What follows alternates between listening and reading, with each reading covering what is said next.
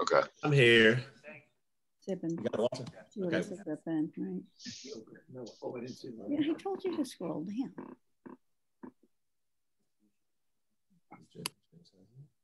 Hey, Jeff, real quick, I'm going to mute everybody, so you'll have to unmute yourself here in a second. Step back.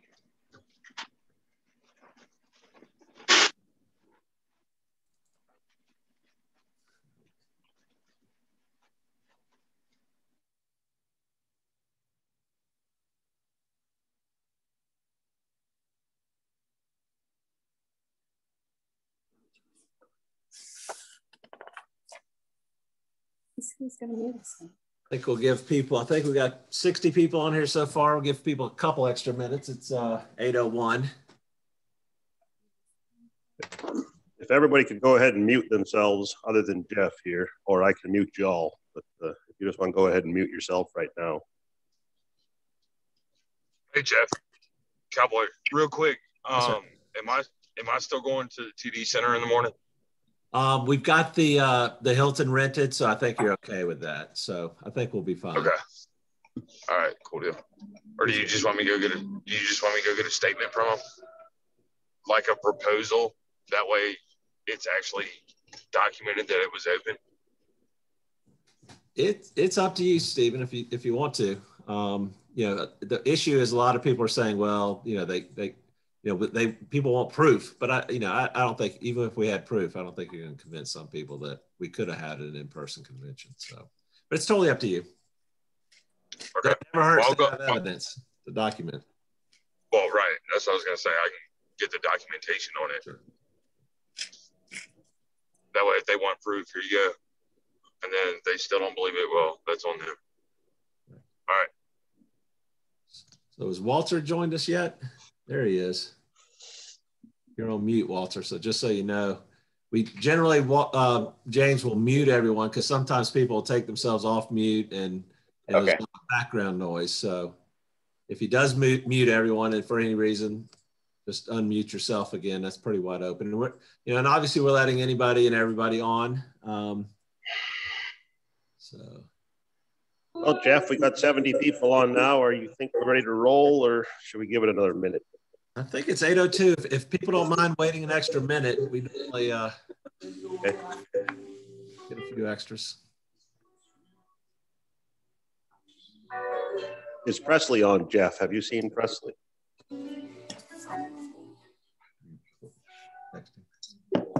Olga's texting him right now, James. Thank you. I know they were busy with the Beaufort convention today, so he was helping them out with that down there. And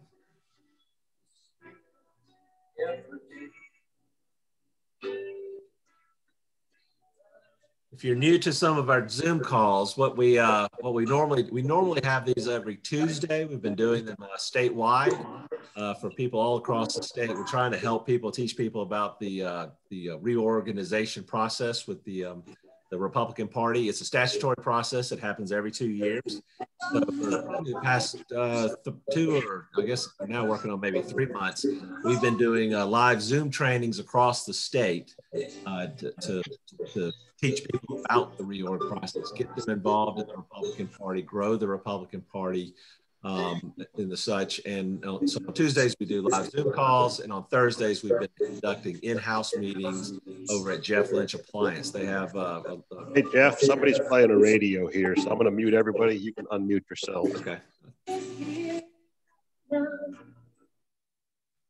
So you'll see why we have to mute people sometimes, because some people use their phones for Zoom and walk around. And I mean, we're up to 86 right now. We've been on Zoom calls with several hundred people, and it kind of gets a little confusing. But we've been doing live trainings for folks. And this is all through an initiative called mySCGOP.com.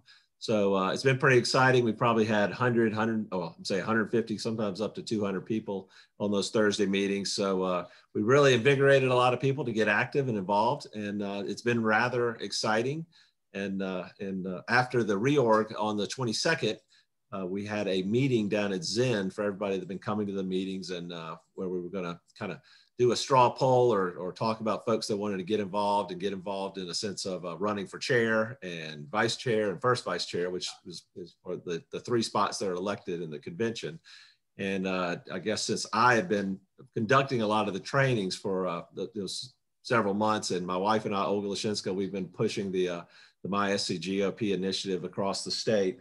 We got kind of drafted into this. So it wasn't something I necessarily sought out initially. We talked to a bunch of people to see if who might be willing to step up. But as you've probably heard, if you hear different types of rumors, that it becomes strangely a rather contentious a position to run for sometimes. So a lot of folks aren't ready for it. So I was kind of selected or drafted as the person to kind of push through, so we can maybe get to the other side and get some folks trained up. But what I teach people, you know, all the new ECs that have been getting involved, is the first thing you ought to do is start looking for your replacement. So I'll be looking for my replacement as quickly as possible for 2 years from now.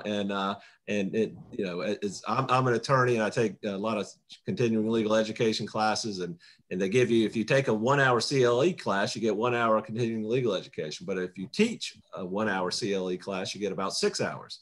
So you actually learn a lot more if you're trying to teach people. So I'm a big believer in spreading knowledge and having others spread that knowledge even further down the chain.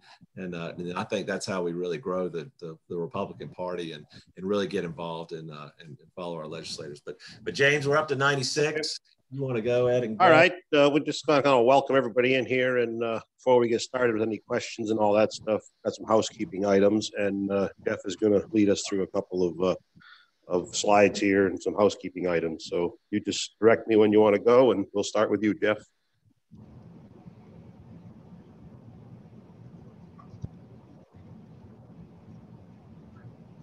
Muted myself. If you'll just move the slide up to the agenda. The first thing, just from a housekeeping perspective, the convention update, what to expect, what do we actually know? There's still not a lot of information. I think part of the requirements were we were supposed to send in our notifications that we're running for office, if you're running for office and certain things. I've asked for confirmation of receipt of those emails. It goes to convention@greenvillegop.com. I can't even get confirmation, but that's why we're all trying to teach people, because you know, I don't know if you've heard my story about what got us involved. I've only known about the reorg process for 4 years now. This is my third reorg, stepping through it. And a lot of what we try to do is teach people the tricks of the trade and kind of what goes on behind the scenes. And this is one of them. So we don't know a lot about the convention, other than the fact that it's scheduled for 7 o'clock on Tuesday, the 13th. It was originally scheduled to be at the TD Convention Center, or what's now the Greenville Convention Center. Due to, for whatever reasons, the decision was made late last week, or was announced late last week, that they were going to do a virtual convention. We do have records of the establishment, or the current leadership and establishment with the Greenville GOP, telling people as early as April 1st that it was going to be a convention, or a virtual convention, but that's not something they announced, or nothing that they told us about it. So it's very frustrating in that respect, because our folks that we've been training and teaching were pretty excited about it.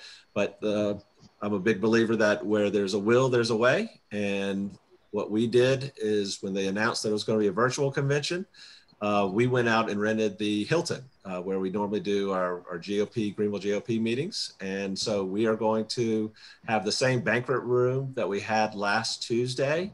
And the doors will open. If you're a volunteer or would like to come out and volunteer, get there a little early, maybe 4:30 or so, and help the team set up. We would love to host you for that.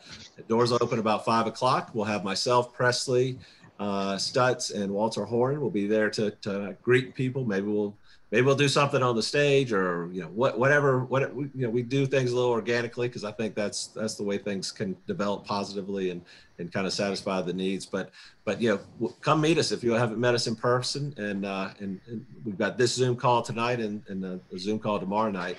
And we'll go on for as long as you guys need or would like. But the convention itself will start at 7. So I think a lot of people wanted to come together and kind of unite and be together in participating in the political process of what our country's about. So a lot of people are really excited about it. If we can, we're certainly expecting several hundred people. And this idea literally came up at a town hall meeting. The three of us, Presley, Walter, and I, went to up in Slater, Marietta, that we were invited to on Friday afternoon. So, people were frustrated. There was a group of about 50 people, and somebody, actually, it was James Horde, walked over to me and whispered in my ear. He's like, "Why don't we just rent the Hilton?" And so I'm like, "Great idea." So I asked the crowd, and the crowd was, stood up, clapped, and we gave James due credit. And so that's what we're doing. So anyone that supporters would like to come out, we would love to have you come out and see what we're doing and participate and see other folks. But that'll be Tuesday. That's for the convention. List by precincts are supposedly coming out tomorrow. One of the things that's really frustrated the situation is when the Greenville GOP finally released list. We did try to get preliminary list after the March 22nd initial reorg. They wouldn't release that to us. When they did release list as required by the rule, they didn't follow the rule, but they substantially complied by the rule, was their statement. And they just gave us names, phone numbers, and emails. And of the 1,500 people, or 1,497 on the list, I think about 10%, 150 of them have no email, no phone number, no contact whatsoever. So I think that's frustrated the situation, but they wouldn't even provide us with precincts. So everybody talks about unity. The establishment talks about unity. They say we're splitting the party, but they won't even provide us the basic information. So that's frustrated a lot of people, but we've been told they will send out the list tomorrow with the names of the precincts, but that's what we're doing. So delegate list, for our folks that have been working with us, we're going to have a slate. What has happened in the past is there's been a slate of folks that would like to run for state convention. Greenville has 79 delegates that we will send to the state convention. What has happened in the past, the establishment, Republicans have had a list. They typically call it a unity list. Unity just amongst themselves. So there was a unity list where they all handed out, and that's who they all vote for. So 4 years ago, I wasn't on that list, but I was elected as an alternate, went down to the state convention in Columbia. And because so many of those people on that list it's just a competition to get on the list, not to actually go down there. So many of them did not show up that I was actually able to be a delegate, because as an alternate, I kind of stepped up. But we've had a committee working on that, our MAGA slate of the 79, and they've been working on it diligently for the past 2 days. I think they've been doing Zoom calls for about 4 or 5 hours. I don't know how they're doing it. I'm like, we'll delegate it over to you. I didn't give them any names. I told them I would even be happy to give up my spot for somebody who's been working hard and would like to be on there, because frankly, I think it'll end up being a virtual state convention. I don't think the establishment is very happy with the large turnout that we've had across the state. Statewide, it's been up 150% here in Greenville. We went from 560 2 years ago to 1,497. So even though they say they want to grow the party, I don't always find that to be the facts. But we're just asking people. The delegate lists are out there. Call around, remind people about it. We've had people talk to folks that were signed up. Hey Jeff, let me break in here. We're getting some.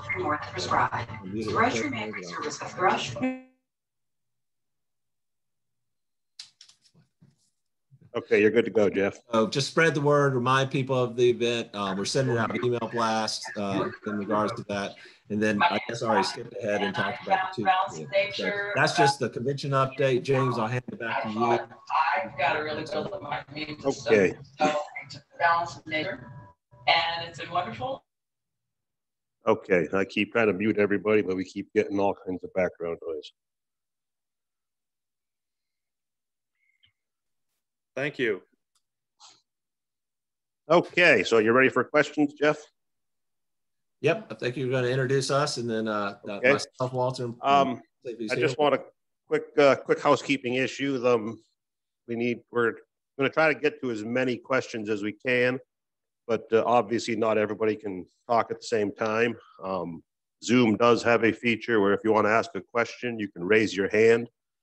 So I would ask you to, if you have a question, to go ahead and raise your hand, and we will try to call upon you in whatever order we can. I can't guarantee we're going to call upon you in the order that you raised your hand, but we will definitely try to get as many questions as we can. Also, this is not a forum for you to get on a soapbox and pontificate for a long time. So we ask that you have a question, and if you have a question for a single candidate or a question for all three candidates to answer, you can go ahead and ask the question, but please don't use this as an opportunity to wax long and poetic and pontificate on your specific issue. Jeff, do you know if we have Presley with us yet? I have not seen him. He may not. He may be tied up with what they were doing in Beaufort, but we'll go ahead, and if he's not here, we'll Walter and I think can answer some questions.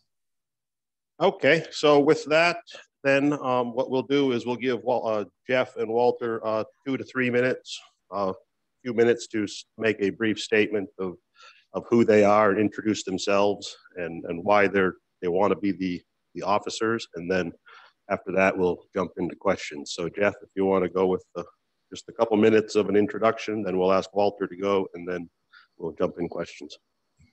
And just so y'all know, James's comments about not pontificating and talking too long were directed mainly at me, because sometimes they were. Just Jeff, you can tend to go long. I'm a CPA, so I'm not really used to talking, but for some reason I've had to talk so much I can't stop sometimes.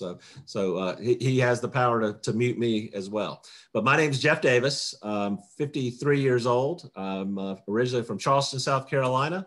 I moved to Greenville when I was in middle school, 6th grade, and graduated Wade Hampton High School in 1985. So I kind of reflected back. I guess I moved here maybe 78 or 79. So it's been a while. After I graduated from Wade Hampton, I went to the Citadel, and I finished as part of the class of 89. I worked for a year for a merchant banker out of New York in their family office. We had a big office in New York, and I worked in their office doing accounting work in Charleston, downtown Charleston, when Hurricane Hugo came through. So I experienced that fun event in life. And but I quickly realized I needed a little bit more education, and went back and got my law degree and MBA from the University of South Carolina. I graduated early in December of '93. It's a 3-year and 2-year program that you can do in 4, and I got all out in 3.5. I was ready to get out and get a job and make some money. So I graduated early in December 1993, moved to Atlanta. I worked for a big 5, big 6 accounting firm at the time, KPMG Pete Marwick. Moved over to a big law firm, King and Spalding, which is one of the top white shoe whatnot law firms in in Atlanta. Then moved back into the accounting practice, because I worked at PricewaterhouseCoopers after that. But as my career kind of developed, I was in the personal financial planning practice of all those firms.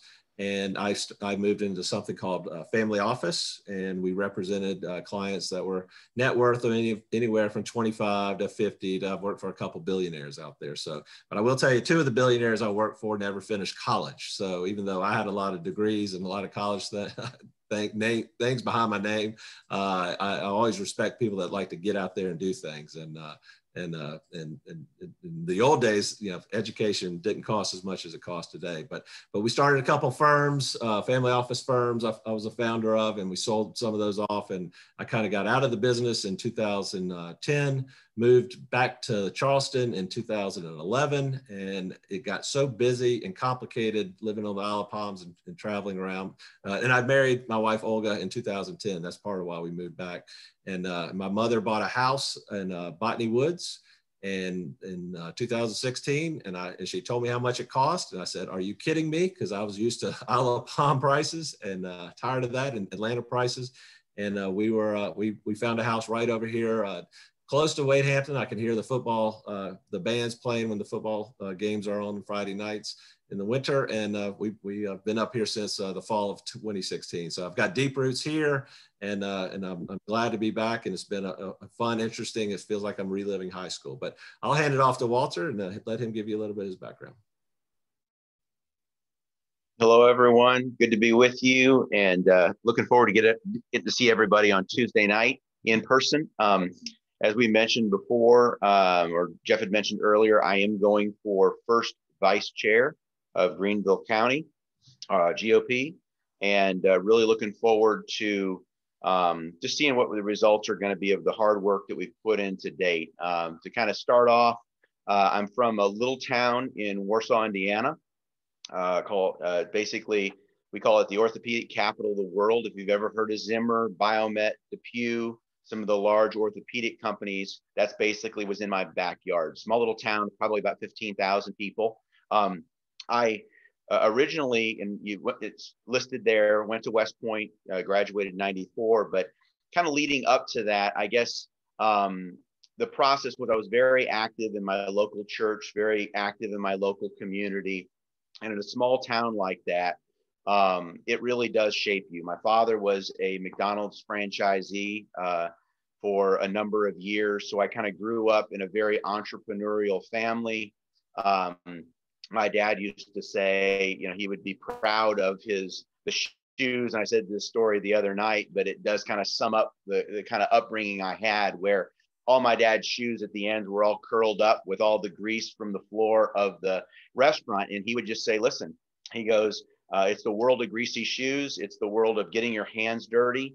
And a lot of success is just every day thumping that nail and really going after what you want out of life. I grew up, my family, on my father's side is Ukrainian.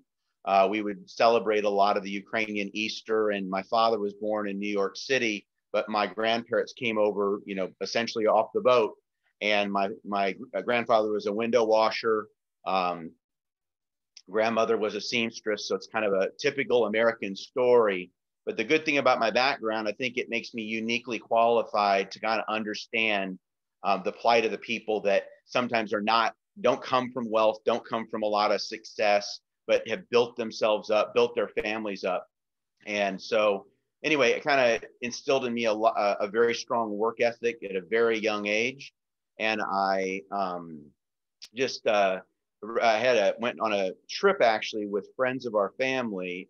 Their son ended up getting into Naval Academy, and they had a plane, and it was just a nice lifestyle. And he was a big insurance broker out of my town, and said, well, why don't you come up and at least take a look? And you get an opportunity to see this place and see if it might be something you want to pursue. I was very active in high school sports, student council, leadership, pretty much all of that. And so given that, he felt I was well-rounded enough to maybe even make a shot to go to West Point. Anyway, long and short of it was, went up there and thought, that's something that I'm going to do. I don't come from a military background. My grandfather was in World War II, but aside from that, really no background in it. But they talked a lot about duty, honor, and country. And so for me, thinking, well, you're going to get a lot more well-rounded. You're going to get things that you'd never get at a typical college. I decided to at least throw my hat in the ring to try to do it. So leading up to this, I ended up getting a senatorial as well as a congressional nomination. And once everyone in the town found out that I got that, and then I got accepted, it was, when do you leave?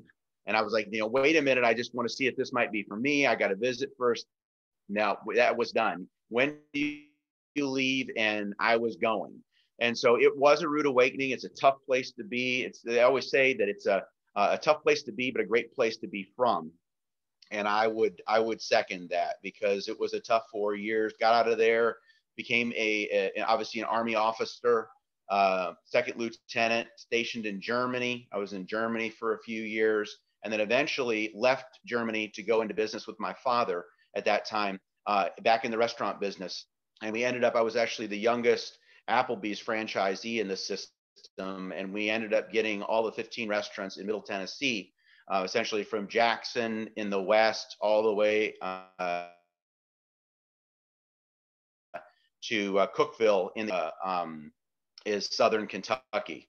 So anyway, that was a great run. And my father and family did that for a number of years. I ended up venturing out and going out on my own at that point, and ended up entering into the pharmaceutical business, which I was in for about 8 years or so. I was ready to get out of the restaurant business, and from there ended up where I am now. Small businesses. I've owned restaurants, I've owned bars, and most currently I own an insurance brokerage, which I've run for the past 4 years. So anyway, that's a little bit about my background, my family. I've got a wife and 4 kids. We live in Greenville. My oldest is a girl, Charlotte. She's 14. Anna, who is 9. Jack, who's 7, and Sam, who's 6. So I've still got some young kids at home. So it's busy. All in all, why am I doing this? I didn't really know until about a month ago that I was actually going to enter the race. Didn't think about it much, but I was actually, I'm a big fan of a War Room Pandemic and Steve Bannon. And on that show, Dan Schultz, who is a fellow West Point guy, a little bit older than I, but he out of Arizona was doing some really interesting things and saying, listen, all politics are local. All of this starts at the local level. And if there's 200,000 to 400,000 precinct positions that go unfilled every election cycle. And if you want to make a difference, don't just talk about it, get active. Action, action, action. So I decided I was going to go out and do something. So I ended up, I'm in precinct 16, just off of Augusta Road and Grove Road, over in a subdivision called Ivy Grove. That's where I live. And I sent out 812 flyers introducing myself to all of my neighbors and who I was, what I was about, what I'm running for, why I'm running. The why, I think, is very important in all of this. And I just realized it was time to get off the couch. It was time to stop complaining. It was time to stop looking for someone else to be that person, to be that difference. I needed to look in the mirror and I needed to do it myself. Lead by thinking, wow, it's one thing to tell your kids, and those of you with kids understand this. It's much more effective to show them, to lead by example. And so that's what I did. I sent out the flyers. I got probably about 10 different responses from it.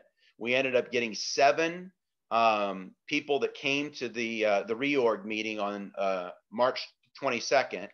And by default, it was kind of interesting. When I got into the meeting, the executive committeeman had received my letter that day in his mailbox. And he had his head down and he's just said, I said, well, you know, you want to go ahead and, you know, see who might have the votes for this? He didn't even contest it. And right there, I stepped up. We got 7 votes for delegates. And then from there, I worked from 322 all the way to 46 to go ahead and fill my slate. But what happened was from those 812 letters, it swelled and it grew. And then people started knowing me. And then people started texting me and writing me. And it was amazing how well everything came together. And anyway, long and short of it, I'm here. Jeff said, hey, if somebody's going to go ahead and work that hard, why don't you think about joining the team? And so I went from precinct 16, executive committeeman, and I said, yeah, I'm in. Let's just go ahead and see what we can get done. And I'm MAGA all the way. I mean, the bottom line is I come from an entrepreneur family. I'm a devout Christian. I love my country. I'm a true patriot in every sense of the word. I hate the direction of the country. And I'm ready to make a change. We need people that are, you know, I understand the idea of getting along with others and not being exclusionary, but we also need people that are going to hold the line, that are going to be strong, that are going to fight, that are not going to bend to the will of the existing legislature and people that have been in office. That is great, and I want to work with them. However, my main mission is to work with the people. This is all about being the voice of the people. And I think we're all, certainly Jeff, myself, and Presley, all perfect alignment in regard to that mission.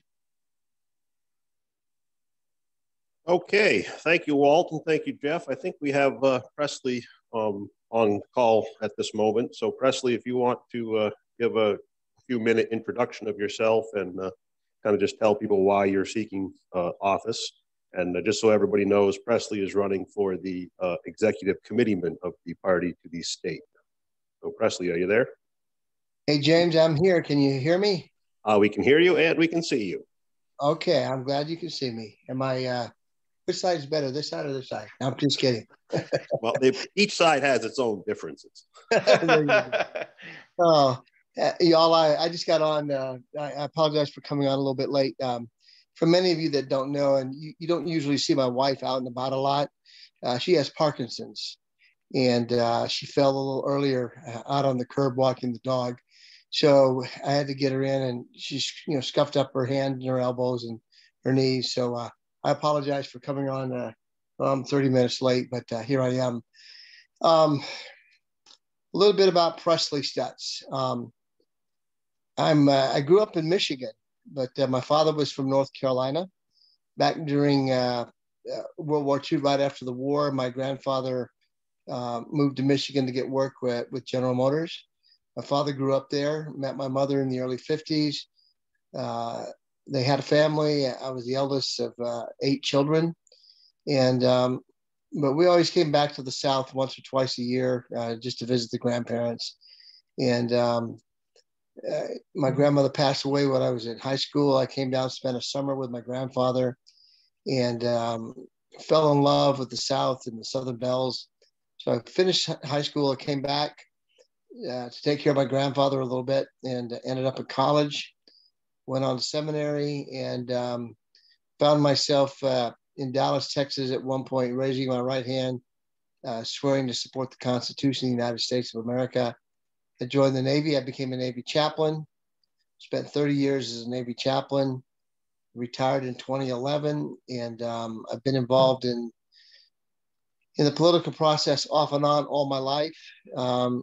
I first was able to vote for Gerald Ford in 1976, so that dates me a little bit.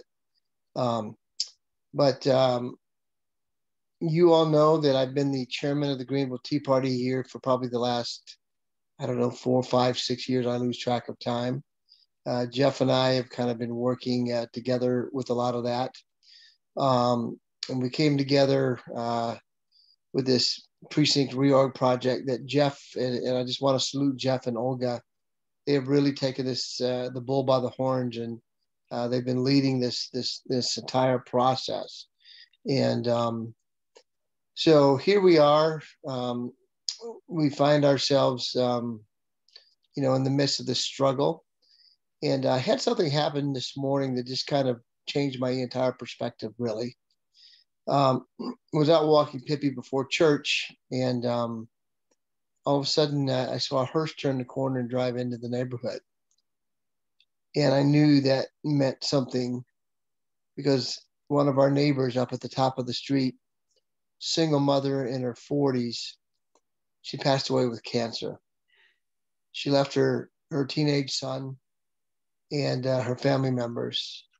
And I began to realize that, this political thing that we're in, it's important, but it's not as important as our relationship with God.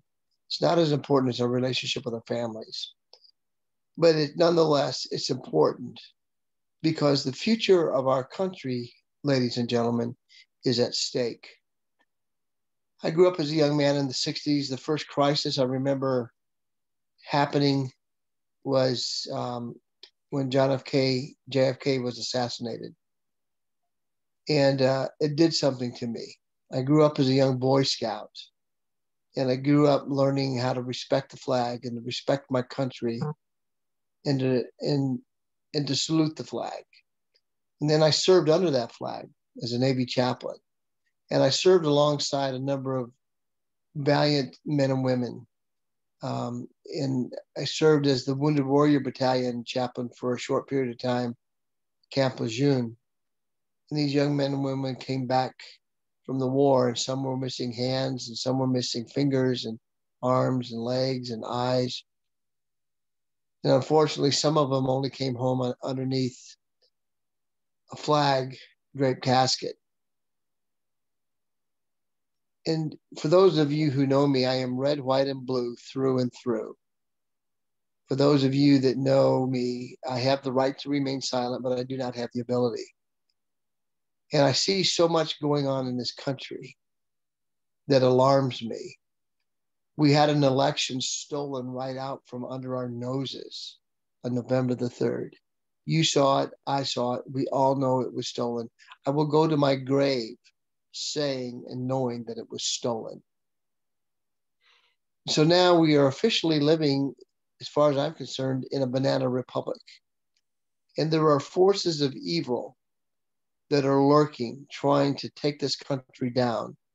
It's taken us 245 years to build this country to what we are today. But you know, just like a house, it could take 6 to 8 to 9 months to build a beautiful home. But it can all be destroyed in a matter of minutes with a match. And that's what I'm concerned about. Even though it takes a long while to build, you can destroy something in a relatively short period of time. And we're seeing that happen with these Democrats who are in office. And then I look at the Republican Party. Who are we? Sometimes I just don't think we're much better than those who would rearrange the deck chairs on the Titanic. We just, you know, we love to get together with our friends, and there's nothing wrong with getting together with our friends. You know, we love to, you know, say the pledge and, you know, recite the Republican creed, but there's got to be more than just a little social club that gets together. There's got to be more than just bragging about what we did or what we, you know, what we accomplished. And there's got to be more than dictates coming from on top down below. And my philosophy, and I know Jeff and Walt's philosophy, is that we've got to rebuild this party from the ground up. And back after the election, President Trump was asked, "You got to start a new party?" A lot of us kind of secretly hoped he would. But he understands history. And he knows that it's never really worked. And he, as a businessman, he said it would take $1 billion. And Ross Perot tried it. Teddy Roosevelt tried it. They've all been miserable failures. So what did the president say? He said, I want you to go out and I want you to rebuild the Republican Party. We have the bones there. There are good bones. There's good structure to the Republican Party. I love our platform. I love what we stand for. But unfortunately, we don't live by our creed. We don't live by our platform. And we've got politicians. I mean, South Carolina, for example, here we are in South Carolina. We're one of the reddest of all the red states as far as the people. But you know what? We are the most liberal of the red states. And why is that? Because the Republican Party, which I believe we should be the moral conscience of all of our elected officials, the Republican Party leadership, they're busy rearranging the deck chairs on the Titanic when they really need to be calling out and putting people in lifeboats. They need to be trying to shore up, you know, the holes in the side of the ship. And we're not. And so I have pledged the remaining years of my life. I'm in the fourth quarter of my life. I'm 64 years young. But I pledge the remaining quarter of my life to do what I can on the local level, as God would give me the strength and the ability to do so, to fight for our country. Because as Plato said, I believe I just said this a while ago, but as Plato said, for those who fail to get involved in politics, and think about this, you are doomed to be governed by your inferiors. And I believe that's what's happening. And that's why I think that we need to get involved. And that's why I've been so buoyed in my spirit to see the hundreds and hundreds of you, probably over 1,000 of us. I mean, we've broken a record this reorg season. I think the prior record was just shy of 1,000. The prior record for a county convention was 889, I believe. So we've got 1,497, almost 1,500 delegates. And I think almost all of them are going to be going to the county convention. And so I just want to encourage you. Here we are, 48 hours away from our county convention from tonight. Unfortunately, I think there's some excuses been given. It's been turned into a virtual convention. We're all pretty disheartened and upset with that. And if I may, gentlemen, I'd like to just go ahead and share with them what we've decided to do. Or Jeff, have you already talked about that? Yes, Presley, we have already announced a little bit of that. We've already shared it. Okay, well, good. Then I won't repeat it. Like I said, I missed the first 30 minutes. But that's a little bit of who I am, what my spirit is. So if you have any questions for Jeff, Walter, we're here to answer your questions, to talk candidly. We know there's been a lot of talk going out there. The thing I hate about politics is the lies and the rumors and the innuendo they start. It happens every election cycle. And, I wish I knew those things I wish they would stop, but they just don't do it. It's part of the dirty trick. It's one of the dirty tricks in the bags. And but we're here. We've been working hard. Jeff, Walt, and I, James, Olga, many others of you who are on this call. I'd start naming names, but I would forget somebody, then you get mad at me. But this is a team effort. There is no I in team. And, you look at a football team, you've got 11 players on the field. We all have different positions we play. And Jeff is our quarterback, and we're going to follow his lead. And, hopefully some of you out there big enough to block some holes that Walt and I can run the football through, the line of scrimmage, or catch a pass down the way. But we really want to take the Republican Party, and we want to make it something that you can be proud of.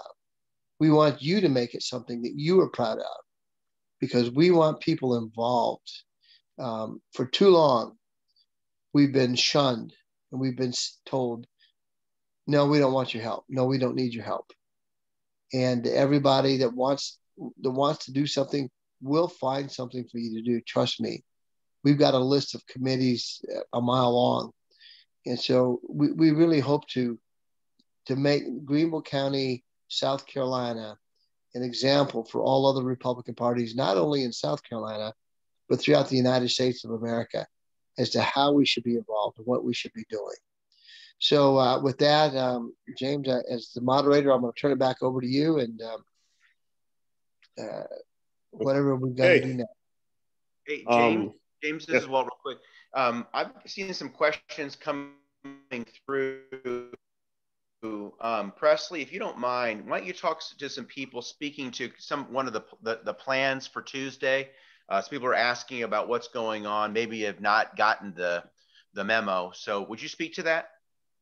Yes, Walt, I will. And as soon as we get off the Zoom call, I'm going to be putting an email together, and you'll have it sometime in the wee hours of the morning. You'll have it before you get up in the morning. But we decided, and this was a brilliant idea that James passed on to us.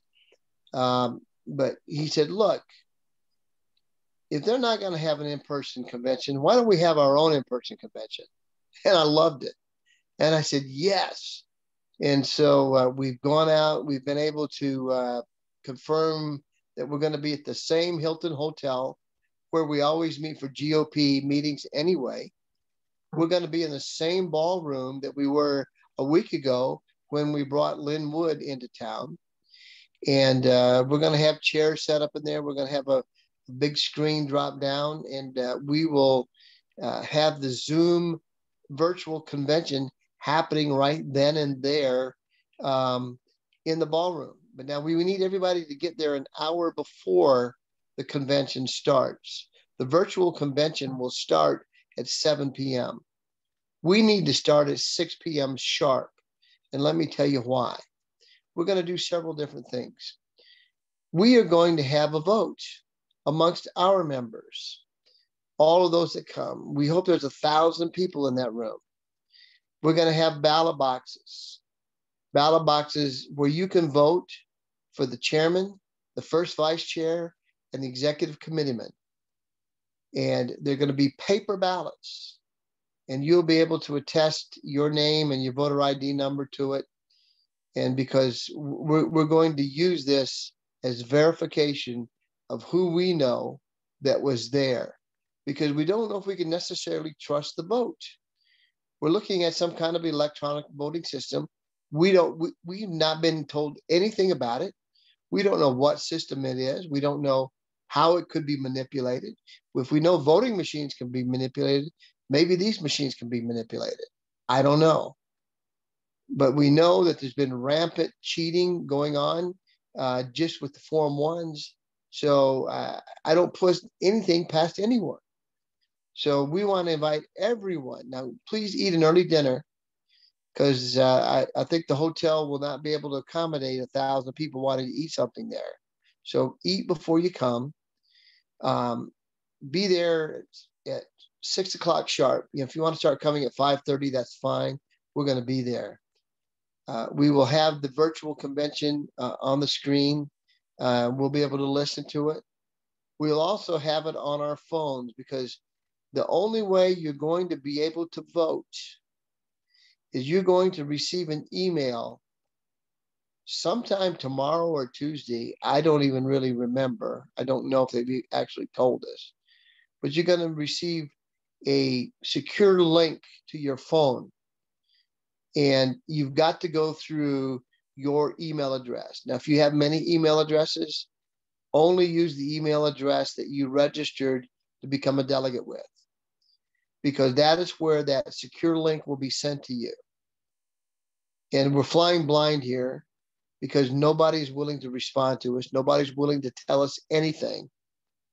Well, we're flying blind here, but we're going to be able to vote. And the various candidates will be on that screen on your phone, and you'll be able to vote there. Some of you I see the question that just came through, what if you don't have a phone? We're going to ask you, we're bringing extra laptops, we're bringing extra iPads. We will help you log into your email account, because you can only vote from your email account, and you can do it on your laptop, or you can do it on your iPad, or you can do it on your phone. They say they've made arrangements for people who don't have any electronic means to vote. If you do not have electronic means to vote, by all means, please email chairman, or email convention@greenvillegop.com, convention@greenvillegop.com.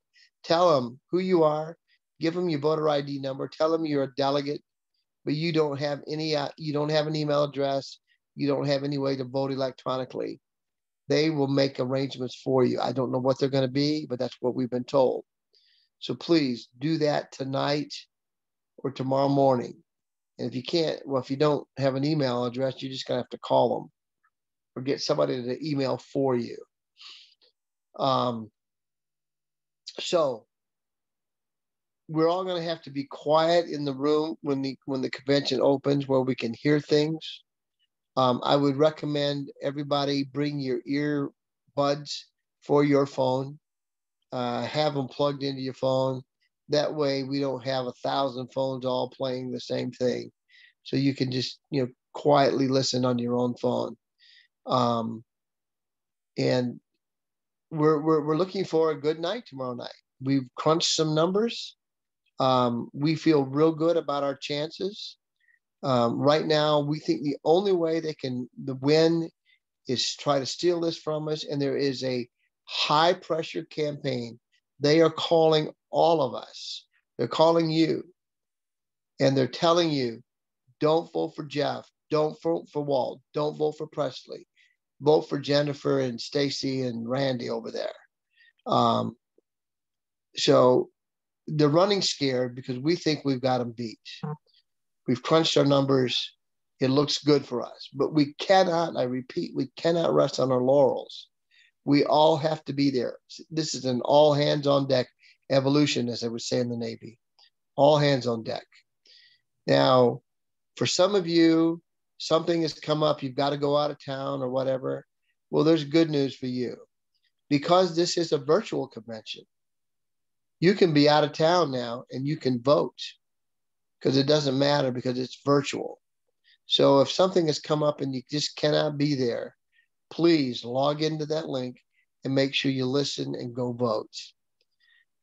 We do expect that there will be 1 minute, there will be a 2-minute nomination of each candidate, a 1 minute second, then there will be a 5-minute speech from the candidate. So if there's a minimum of 6 of us, that takes up 8 minutes, probably 10 minutes per candidate.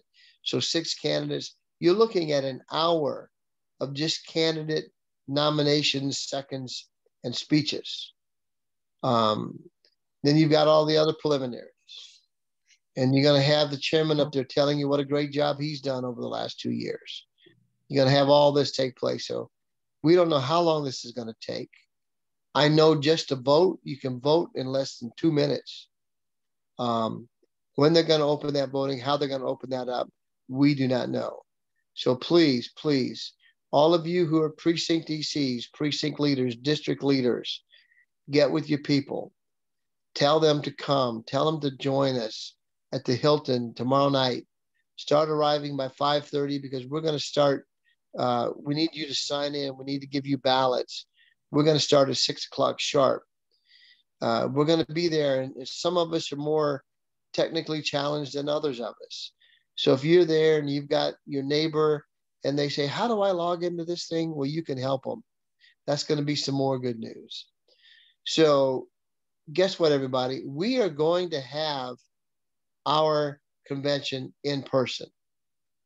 It's going to be Tuesday night. If I misspoke and said tomorrow night, I apologize. It will be Tuesday night. Yes, I misspoke. It's going to be Tuesday night. We're going to be doing this Zoom call again tomorrow night as well, same time. But yes, the convention is 48 hours away on Tuesday evening, April the 13th. Okay, with that, Presley, let's get on with some questions here. We're kind of burning the midnight oil here. We've got several people who have some questions with their hands up. And just one more reminder that if you have a question, please ask a question. No questions are off limits, so to speak, but this is not your opportunity to wax poetic and pontificate. Please just be direct and ask your questions. You can ask a question to each individual candidate, or if you want to ask a question that you want an answer from all three, that's fine as well. So we'll open it up to the first question, and Bruce B., you are first in line. And one other quick note is when you are called upon to ask a question, please identify yourself by name and give us the precinct you're from so we don't, we're not talking to some strange, numeric person. Please give your name and where you're from. So Bruce B., you are first.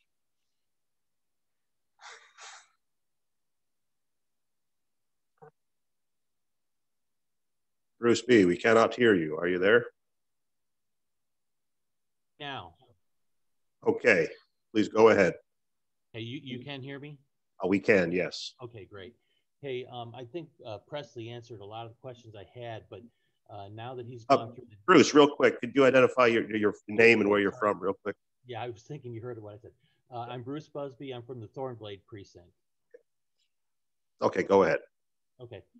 So yeah, I think Presley gave a great dissertation there, and I agree with 100% of what he said, and I'm all on board there.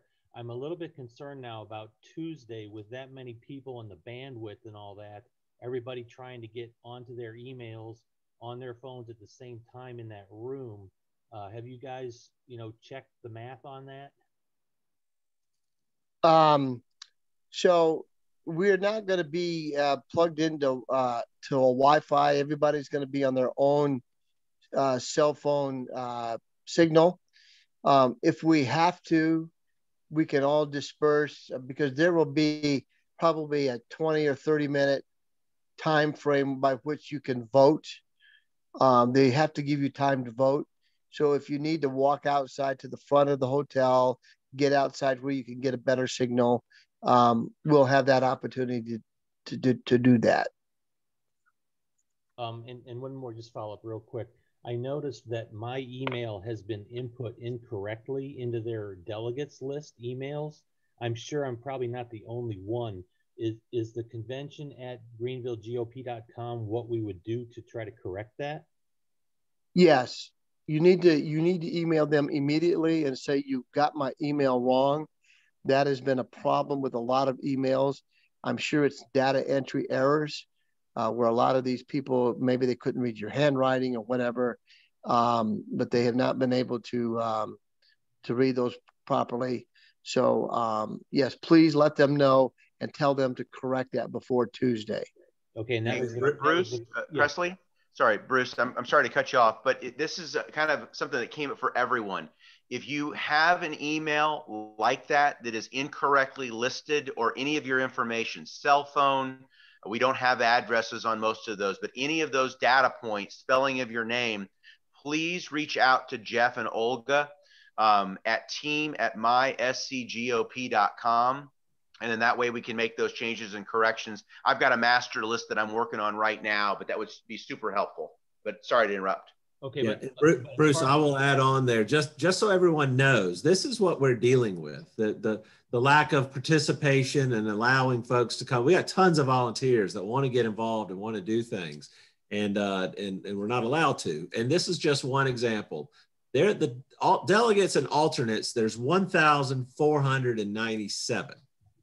Of those 1,497, we were only provided 1,241 emails. So there's about 250 emails, 250 names without emails. That's the ballot stuffing that we think, or we believe, and we have evidence that's happened between the two periods of the original meeting and the makeup meeting. When we were told, our people were told that you had to show up in person to two of those meetings. They stuffed a lot of ballots in between. But what of those 1,497 delegates, we had 1,241 emails. And of those emails, we ran it through a system. It's a email validator system. And of those emails, only 1,055 were accurate. Other ones were typed in incorrectly. I've noticed time after time after time. So what they have, I use a system called zerobounce.com. You put a big email list in there, it will check it so you don't have a lot of bounced emails if you're doing things like this. But it's quite disturbing from a perspective of 1,497 delegates that only 1,055 emails that we've received were accurate. So it's a bit frustrating. So Bruce, you're not alone. There's a whole lot of folks that had their emails mistyped. Okay, can you say it again then for everybody? What's the email that we send to get this corrected? Well, You can send, if you want to send an email, I would send it to convention@greenvillegop.com. Convention@greenvillegop.com. You could also send it to the third vice, the number 3 RDVICE @greenvillegop. And if you also will CC that to team, TEAM @mySCGOP.com, and Olga will type it into the chat for us. That will actually get it to us as well. What's unfortunate, it's almost like we have to run a parallel GOP, a parallel organization, a parallel teaching and training of folks, because we can't get the information out of the party. So it's not that we're being divisive. Quite interestingly, it's what you'll find in politics. They usually accuse you of what they're doing. So if you would send the emails to those three, I think it hopefully will get to the right spots, and definitely ask for a confirmation of receipt. Gotcha. Thank you very much. Thank you, Bruce. Okay, next up on the stump is Denise. If you would unmute yourself and identify yourself, and then you can ask your question. Thank you. Denise Casano, I'm with Jennings Mill Precinct, and I want to thank you all for all that you have done. But one thing I felt like would be helpful is maybe if each of you would address what you say, quote unquote, a job description would be of what you would do as your different positions you're running for, what you, not necessarily the whole thing that you would like to accomplish for your 2 years, but what you see yourself, if you were writing out a job description for yourself, what would you say that includes? Jeff, why don't you go first, and then we'll go to Walt, and then we'll go to Presley. Well, thanks for that question, Denise. I look at the chairman's position as obviously a leadership position, a quarterback position. One of the things that we've kind of put together are a whole bunch of different committees to get people involved, to train people, to really track things down. But that's what I would be a delegator. I think this position is number one, a delegator. You know, get other people to do other positions, empower people to do things. But the chairman position is also a bully pulpit.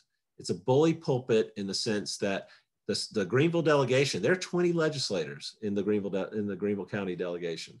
This is a bully pulpit to educate and expose what's going on with our legislators, what they're doing. I followed, and I didn't talk a lot about my why and my wife's why in the beginning, but our why is an issue called school choice. We got involved in school choice here in the state of South Carolina in 2013. I had been involved in it all the way back to 2007 in the state of Georgia when I was practicing law there.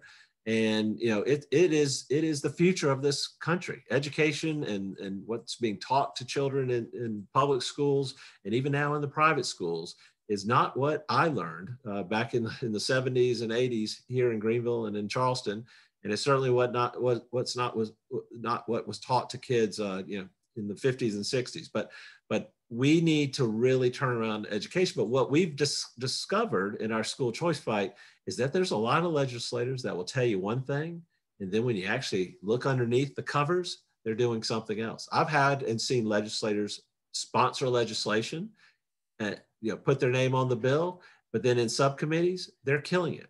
I will tell you, for example, and one of the gentlemen or someone in the chat made the comment that Representative Gary Smith was calling around and telling people his preferred candidate for this position. He didn't have to tell me, because I'm sure Gary Smith is preferring the two ladies and Randy Page, because they're not going to hold these legislators accountable. They're not going to tell you what the legislators are actually doing. Jennifer Black was photographed a couple weeks ago sitting in Gary Smith's chair down at the State House. It's access. They want access. I don't care about access. I care about what's going on, obviously, with children in this K through 12 tax credit debacle that's going on. I mean, as an accountant, I've tracked down the numbers, and I've actually got a former SCGOP chairman who's by the name of Chad Conley, who was a co-board member with Randy Page for years. I've got Chad Conley currently today under SLED investigation for embezzling $275,406 from children with special needs here in the state of South Carolina. I don't think anybody else is going to tell people that, because I don't think Jennifer Black or Stacey Shea, and certainly not Randy Page, about his former partner and associate at the organizations that they've worked together at. I don't think they're going to tell you these things. I am going to speak truth. I'm going to tell you what's going on, and we're going to hold legislators accountable. Now, we don't have to bust everybody's chops. I think if these legislators know that Jeff Davis cannot be bought off, and I'm going to tell people exactly what's going on, they might actually do the right things. I've actually got a meeting at 2 o'clock at the Coach House with another respected federal Republican woman member, leader here in Greenville, to meet with Gary this Friday. Y'all want to come on down, and I'm happy for you to hear what Gary's got to say. But I've seen Gary in subcommittee file amendments or support bills that would have cut out 2/3 of the schools that participate in the special needs program. I walk up to Gary and I'm like, Gary, that's gonna take out 2/3 of the schools. He's like, that's not what they tell me. I'm like, well, it's right here in plain English. It's like 1 + 1 = 2. So I'm a bit frustrated with that. That's what I think the chairman's position is to do, is to investigate what's going on and hold these legislators accountable, because if they don't do what they say they're going to do, who's going to tell you? If the Greenville GOP is not telling you, who is going to tell you? Presley opened it up by saying that the GOP ought to be the conscience of our Republican legislators. they're not the conscious. They're only providing cover. And that's not what I think the position is about. And that's why I got involved. So thank you for that question, Denise. Okay, Walt, why don't you go ahead and give your answer.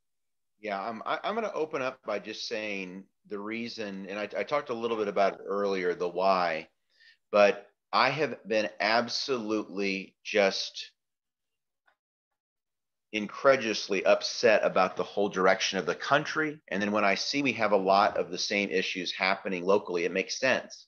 Overall, I know a lot of people around me, friends, associates, that are very conservative folks. And the question always is, for such a conservative area, especially around Greenville County as an example, why is it that we are fighting these battles? Why is it that we're not holding people accountable? And again, my whole platform, and I know Jeff and Presley have spoken to this, is the whole idea that we listen to the people, building the local level, and then from there, by the will of the people, dragging, if we need to, the legislator to the people's way of thinking.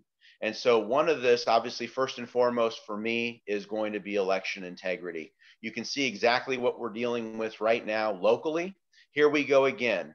I think it's absolutely unbelievable to me that we, especially, we're talking last November, 4 months ago, that our current leaders of the GOP thought it was wise. How tone deaf is it for someone to say, oh, we're going to have a virtual convention after the theft of the last election? That is absolutely unbelievable on every level. And second of all, if the logic is that we are trying to socially distance and it's for safety reasons, for all these things, people were stuffed in like sardines to the Hilton on 4/6. There was not room to move there. So don't tell me that your main issue is safety when you know what happened on 4/6. So what's the end game? What's the tactic? I do think that there's an element here that they may have thought that they've just been beat. Why spend the money? Why go through all the pomp and circumstance if it's a non-winnable? However, I don't think they give up that easy. I think absolutely what they are doing, the fix is in. I don't trust the outcome. We feel that having this separate location, having paper ballots that are going to be, people's names, ID, verifiable information, and signature verification, obviously, all that, it needs to happen, not only at the local level, but the national level. But we are leading by example on day one, and that is Tuesday night. We are going to have people in there that are going to have a copy of their ballot. So we're going back in that direction that I think is so important for this country. We then can compare and contrast. Let's go ahead and see the results of this virtual convention and see how the numbers shake out. But I argue, this is going to keep everybody accountable, and it's going to let people think twice at the head of the GOP if they do have any intention to go ahead and steal this election. But back to my platform, election integrity is first and foremost, and it starts here at home. And that's where my focus is going to be, because without a free and fair election, we're all wasting our time and wasting our vote. I'm not going to waste your vote. I'm going to make sure that this is done properly. I think we have even folks that are quote unquote more establishment, I think are all in agreement. This is what needs to happen. So anyway, that's where I'm coming from. Yeah, and Walter, I'll just add to that. I mean, for the current leadership, which is endorsing the opposing slate, I mean that's who set them up. I mean, Randy Page is the chief of staff for Bob Jones University, which great position, great school. Actually, they're the president of Bob Jones is a Citadel graduate now, so I've had the opportunity to meet him, speak with him, and appreciate what they're doing over there. But Randy has been involved with the party since probably 2000. I mean, he is the person who writes the rules. The rules need to be changed in the sense that they are fair, open, and transparent. Our slate has been announced since March 25th. We've been training folks for months, and we have had zero communication in any sort of interface from the Greenville GOP, the establishment which is backing the opposition. So if people think things are going to come together and that these two ladies are somewhere in the middle and this is some sort of compromise, it is absolutely the opposite. They are participating in a already fraudulent election. Why was I teaching people back in January that guess what? We need to flood them with numbers because we can't win 51 to 49% or something like that. It is not a 50% plus one election. We have to flood them by 75% to 25% just to have a chance. And that is exactly what we did on March 22nd. And then lo and behold, what happens? All of a sudden, there's all kinds of ballot stuffing between March 22nd and April 6th, when we were told the only way that people could get signed up to be a delegate was to show up on April 6th. So we had precincts that had, say, five delegates still remaining. My precinct was full, so we didn't have to bring any additional people. But there was other precincts that had like 5 people. And so somebody brings 5 people or 10 people just to be safe. And all of a sudden they get there on April 6th and there's no delegate slots left. That is a fraudulent election, and that is the Greenville GOP as supported by the SCGOP. Because the SCGOP, they're all in a panic, friends. They're in a panic because I want you to know what the legislators are doing. I want you to know what Gary Smith's doing. I want you to know what my personal legislator, Jason Elliott, is doing. I will tell you what Jason Elliott's doing. Everybody's in an uproar because of the women in sports bill that was killed in subcommittee. I will tell you exactly what happened with the women's and sports bill in subcommittee. Ashley Trantham made a post about it that said leadership had betrayed her. The bill got tabled. Now, I think they're doing some things and trying to work it out, and probably because there's been such an uproar, and they're actually, I'm out there naming names of who did certain things, but the person that tabled it was a gentleman out of the Midlands by the name of Representative Micah Caskey. Micah Caskey lives in a district where it's not going to be a problem that he tabled a men and women's sports bill. It's not a problem. But you know who went around and under the cover that nobody knows and behind the scenes? It was my representative, Jason Elliott, that did that. A lot of I've had several legislators confirm that with other folks. I'm not surprised about it. I hear people are mad at him about it, but why, if that's what he believes in, he needs to do it publicly and openly. Why is the Greenville GOP not having a meeting to sit there and say, this is what this legislator did? Why don't you answer me? What we have taught people and why these legislators are so scared of what's going on. And I will tell you, we have already won this battle. I don't care what the vote is, because everybody that we're working with, if we have to set up, we have a lot of people already elected as ECs and a lot of people as presidents and participating, but we have precincts that are already getting together and meeting with each other. They're talking about issues. They're checking on what their legislators are doing. But my legislator, Representative Jason Elliott, we probably have about 15 precincts in his that are underneath his House district. I am going to network with all 15 of those ECs. We're going to sit there and have luncheons or meetings or coffees on Saturdays and talk about what Jason did. We're going to give Jason an opportunity to come talk to us as ECs and presidents and any other precinct members that would like to come and hear what Jason has to say. And we are going to hold Jason accountable. Legislators have never had this sort of accountability. And that is why they're scared to death of what's happening. But what they don't realize is whether we're working from the inside or we're working from the outside, it is going to be obviously more difficult, but we're willing to do the work from the outside, and we are going to hold legislators accountable. I would hope everyone on this call, there's 130 people on this call. Do you want to know what your legislator is really doing? You're spending and taking some time out of your life. You've been on this call for an hour and 15 minutes. You're obviously interested in what's happening. I will tell you, Walter will tell you, Presley will tell you that, going back to Denise's original question, what's my responsibility? I'm here to tell you, because guess what? I'm semi-retired. I'm kind of doing philanthropic work and a lot of stuff, advocating for these kids. I'm an attorney. I'm licensed in Georgia, but I don't practice law here. I don't have to present in front of judges where, guess what? The judges who are appointed by these legislators might rule against me if I upset the legislators. We hired the biggest law firm in the state of South Carolina for an issue we had several years ago. And the partner at the law firm said, it is not unusual for a legislator to call a judge and tell them or speak to them about that case and which way they want that judge to rule on a case.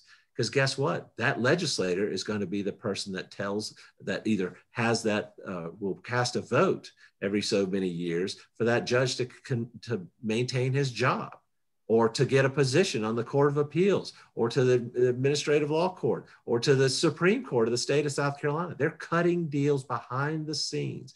And I looked at that lawyer and I'm like, I couldn't believe it. I'm like, that's not ethical. That's, why are you not burning down, with pitchforks, walking over the State House and saying this needs to get fixed?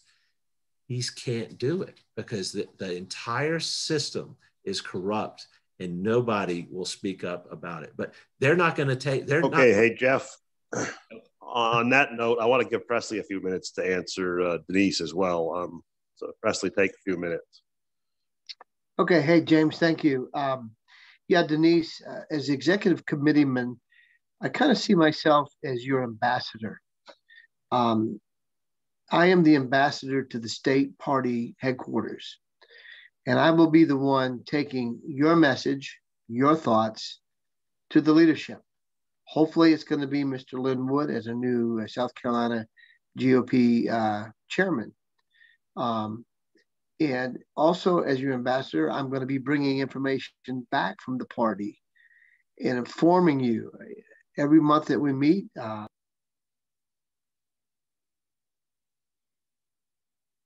Excuse me, my phone was ringing there. I apologize. We will be having meetings in Columbia on a monthly basis. We'll be reporting back to you. And trust me, Columbia is going to know what you think and feel.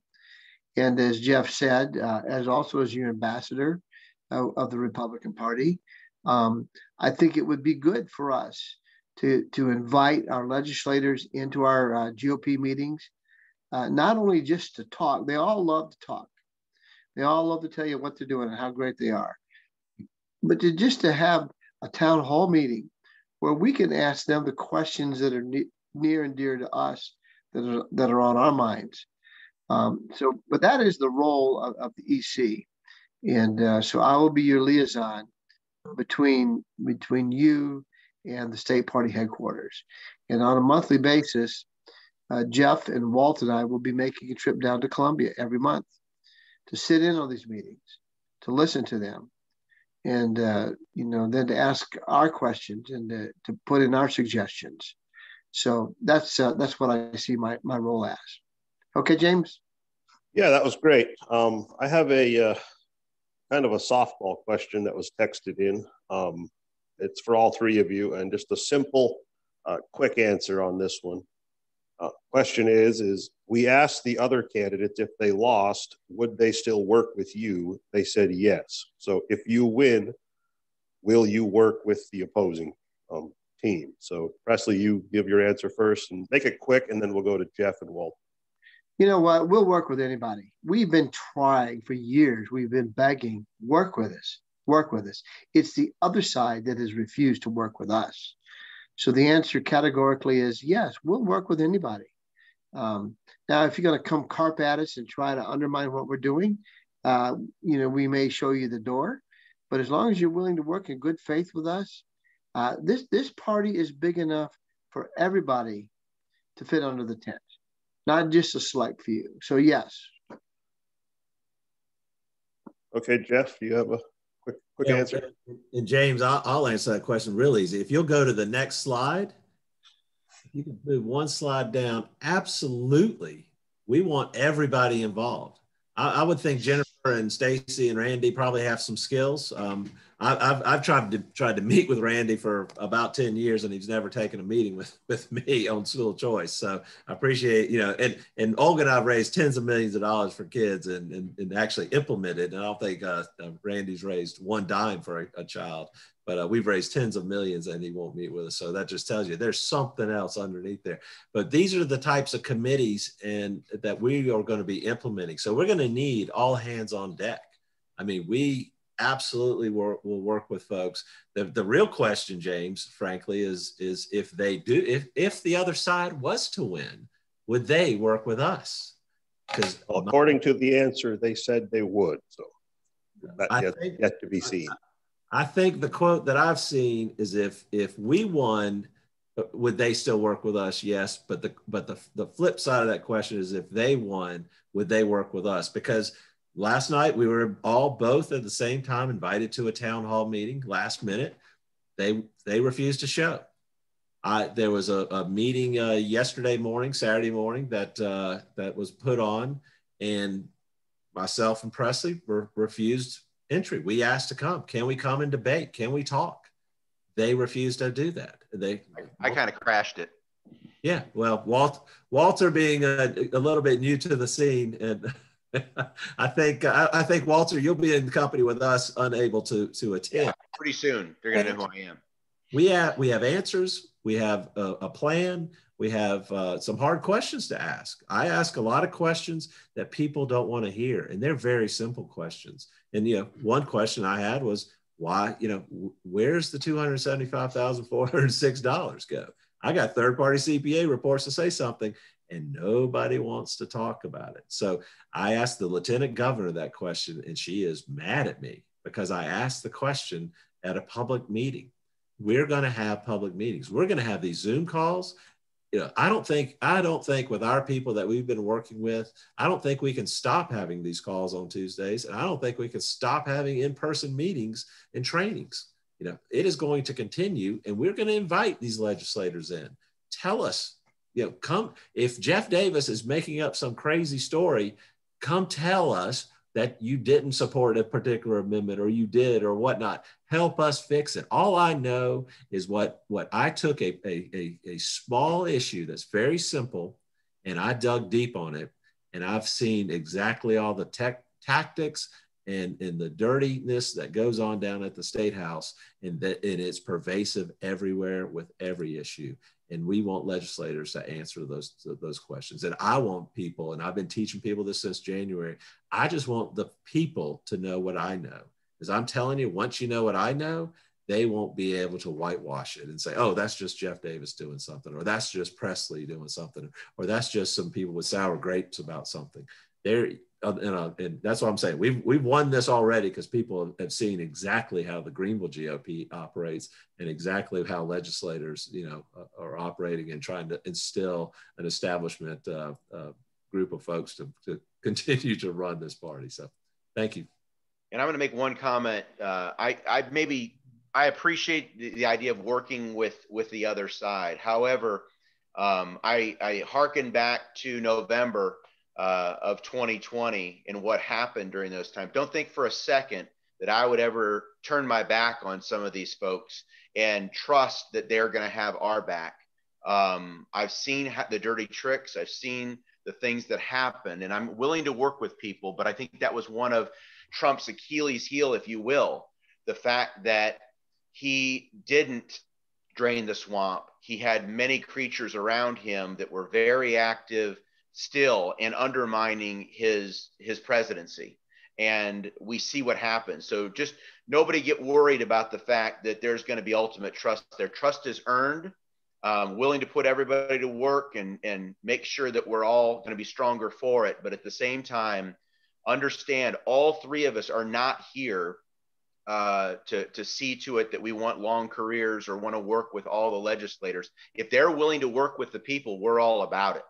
But we will absolutely hold them accountable at every turn. And I commit that to you. I know Jeff and Presley absolutely believe that as well. But it's not going to be us saying one thing now to get your vote, then all of a sudden what happened to them. That's the reason I even got into this race, and I've been so fed up with it. because I want people that are going to honor their commitment. So that's just my 2 cents. Amen. Okay, thank you, Walt. Let's bring in Lisa Ortiz. I think that's you are next on the list. If you have a question, unmute yourself. Quickly identify yourself and where you're from. Hi, I am Lisa Ortiz, and I'm from the Walnut Springs district or precinct. Sorry, I'm a little bit nervous about this vote only because we were able to fill all of our delegate slots that we were aware of, but beknownst to us, we had other people sign up as delegates in between the 22nd and the 6th. So, and unfortunately, they were all put as delegates on the delegate list. None of them went to the alternate list. Please have Presley here. Let me ask you, at the March 22nd precinct reorg meeting, did you fill your entire slate of delegates? No, we did not. Okay. Yeah, so this is a dirty trick that they used.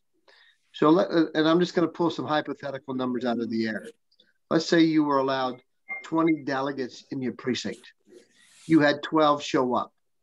That means you had 8 that could come to the makeup reorg meeting. What they did, they went out and they found delegates through this ballot harvesting charade that they were going through. And they put those people in your precinct in front of you. So when you brought your other friends and family members to the makeup meeting, they were told, oh, sorry, your slots are already filled up. Well, number one, who voted on those delegates? Nobody. It was just a dictatorial decision made by the Greenville County GOP. And I'm telling you, if we lose this vote, that will be part of our lawsuit. That'll be part of our argument because of the way these delegates, they all should be unseated. I've called upon, and I will call upon Jennifer Black, Stacey Shea, and Randy Page to publicly call upon the Greenville County GOP Executive Committee. In fairness, if I lose a race, fair and square, I'm a gracious loser. If I win, fair and square, I'm a gracious loser. But I'm going to call upon those 3 individuals who are running, and now they publicly know. They publicly know. Let them know. I've let them know. You let them know. They publicly know that there's been cheating. And how in good conscience could they run and win? And I don't begrudge them running. Everybody's got an opportunity to run. We all think we can offer something to the party. That's great. But if you knowingly are elected because you know you were put there by cheating, you know better than Joe Biden. I'm sorry. They know this. We have definitive proof. It will come out of court if it has to go that far. And so I would call upon them right now to publicly denounce the actions of the Greenville County GOP and tell them all delegates that were ballot harvested between March 22nd and April 6th, up until the April 6th reorg meeting, that they all need to be removed and only allowed to be seated what the chairman told us. That he told us. We all know that. We've heard it multiple times. The only way you can become a delegate is to show up at either the precinct reorg meeting or the makeup meeting. We had no other opportunities. We had people go by the Greenville County GOP office. And they've even taken that incident when one of our volunteers, I don't know if Tina's on here now, but she went in asking for Form 1s. They refused to give them. The police were called by them, but guess what? The lady working there, she was the aggressor. She is the one that snatched Tina's phone out of her hand. She is the one that pushed Tina multiple times. Tina left without her Form 1s. And to save her integrity and honor, because all they're saying is, oh, these guys, they can get violent. No, we did not get violent. Your people, Mr. Loip, are the ones that got violent, not us. But he says, well, we fear for our safety and our security, and the other candidates are running. We fear for our safety and our security. Well, guess what? We should be the ones fearing for our safety and security. Yes, the police were called. Yes, there was an incident. But guess what? The incident, the pushing and the assault and the battery was by the Greenville County GOP volunteer, not our volunteer. And so she filed a report today for assault and battery against this individual. I don't know how that's going to play out, but it will. I didn't mean to kind of steal your thunder there, but I just get really upset when this kind of stuff starts happening. And so we thank each and every one of you for having our backs and for standing in the gap. And I've said it earlier when I came on. I'm going to say it again. As Jeff said, we have got to overwhelm them with numbers. This is Tuesday night. You know, it's not one of those days where you can call in sick. I'm sorry. We've got to, please look after your neighbor, look after your friends. You know, just sound the alarm bell. All hands on deck evolution, as we've said. We have to have everybody there, everybody voting. Now, we would like everybody to be there at the Hilton. We would. You were going to be at the TD Center anyway. You just drive a couple extra miles and get to the Hilton. That's fine. But if there's for some reason you do have to be out of town. There was one young man I talked to the other night. He said, well, I was kind of bummed that I couldn't come because he was having to work out of town on Tuesday night. But he said, I'm going to be out of town. Can I still vote? I said, you sure can now. It's a virtual election. So even though he would not have been able to vote prior, he can vote now. And what we don't want people to do, and again, this is another tactic to suppress the vote. People are not going to know how to operate their phones. They're not going to know how to log into this link. Some of us, like I said, are more technically challenged than others of us. That's why we decided to call to call our convention for our people. We're not afraid of getting together. We're not afraid of the truth. We're not afraid of paper ballots. And those paper ballots, they're not going to be official with the GOP. You still have to vote virtually. But we're asking you to also vote by paper, because those paper ballots are going to become evidence, because it's going to have your name, your voter ID number, your phone number, and your email address, and you're going to write in the name of the person who you're voting for. And each one of these paper ballots will be a different color ballot. I don't know, green, yellow, orange, blue, whatever, pink, I don't know. And thank you, by the way, to Susan Mitchell and her team of volunteers that are getting all this ready. We've all done this on short notice. We didn't come up with this idea until Friday night, you know, and so it's happening. So again, it's amazing what we can get done when a few of us just decide to put our noses to the grindstone and really get things moving. So thank you, but we really have to get the word out. And also, there's a lot of pressure being put upon your fellow delegates. They're calling them, they're strong arming them, they're telling them bad things about Jeff, bad things about Walt, bad things about Presley. Why do they have to do that? What do they fear? Really, think about it. What do they fear? You know, what have they been offered? That's what I want to know. Presley, let me just remind people, Stacey Shea even admits she's a political consultant. Why Yes, she is. Political consultants? Why are we, I mean, why are we, it's just dumbfounding to me. I mean, we got to, I'm a numbers guy. It's follow the money. And, there is something very diabolical about this. But friends, we only need 692 votes, because that's of the number of delegates. They sent us delegates and alternates, but of the number of delegates, 50% plus one is 692. So if we have 692 people that are delegates, not the alternates, but just the delegates, put their name down, put their voter ID number, and say, these are the people that I'm voting for. And if we got 692 paper ballots, we win, no matter what their little computer system says, because we've got I mean, they what system they're using. They know how to use it. They're training their people. They may have a classroom over there in some facility with 500 or 20 kids that are sitting there filling in, getting the emails from folks and filling these in. I don't know. Or is there IP tracking with this online system?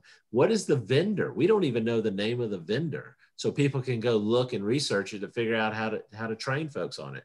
And as you know, we're less than 48 hours away, and they haven't told us. And in talking with Mr. Wood about this from a legal perspective, and he's a reputational attorney, I'm a tax attorney, so neither one of us were experienced in this, but we can reflect back. This is a civil rights issue. We are a class of people following a legal process that is dictated statutorily by law. We can, the SCGOP, the Greenville GOP can do whatever, they can have their own rules. But the one thing that they have to do is provide equal protection under the law. They have to let us have an equal playing field as the other side. We don't have an equal playing field. We know it. And somehow we need to pursue it. So my theory is you got to pursue people at the ballot box. You got to pursue people down in the legislative arena. And then you've got to pursue people in the courts. And if what they're doing is certainly illegal and unfair, I can't even get a confirmation of email that they received the fact that I'm a declared candidate. What's going to happen tomorrow when they say, "Oh, we only have one declared candidate," you know, and it's Stacey Shea and Jennifer Black and Randy Page? I mean, I don't have a way to actually prove that I sent that email in. So it's very frustrating. But what happened is we've already won because everybody's seen it. All of you have seen it. Even the other side has seen it and communicated to us that this is wrong. How do we fix it? That they might not be able to admit they're voting for us, but they want to vote for us.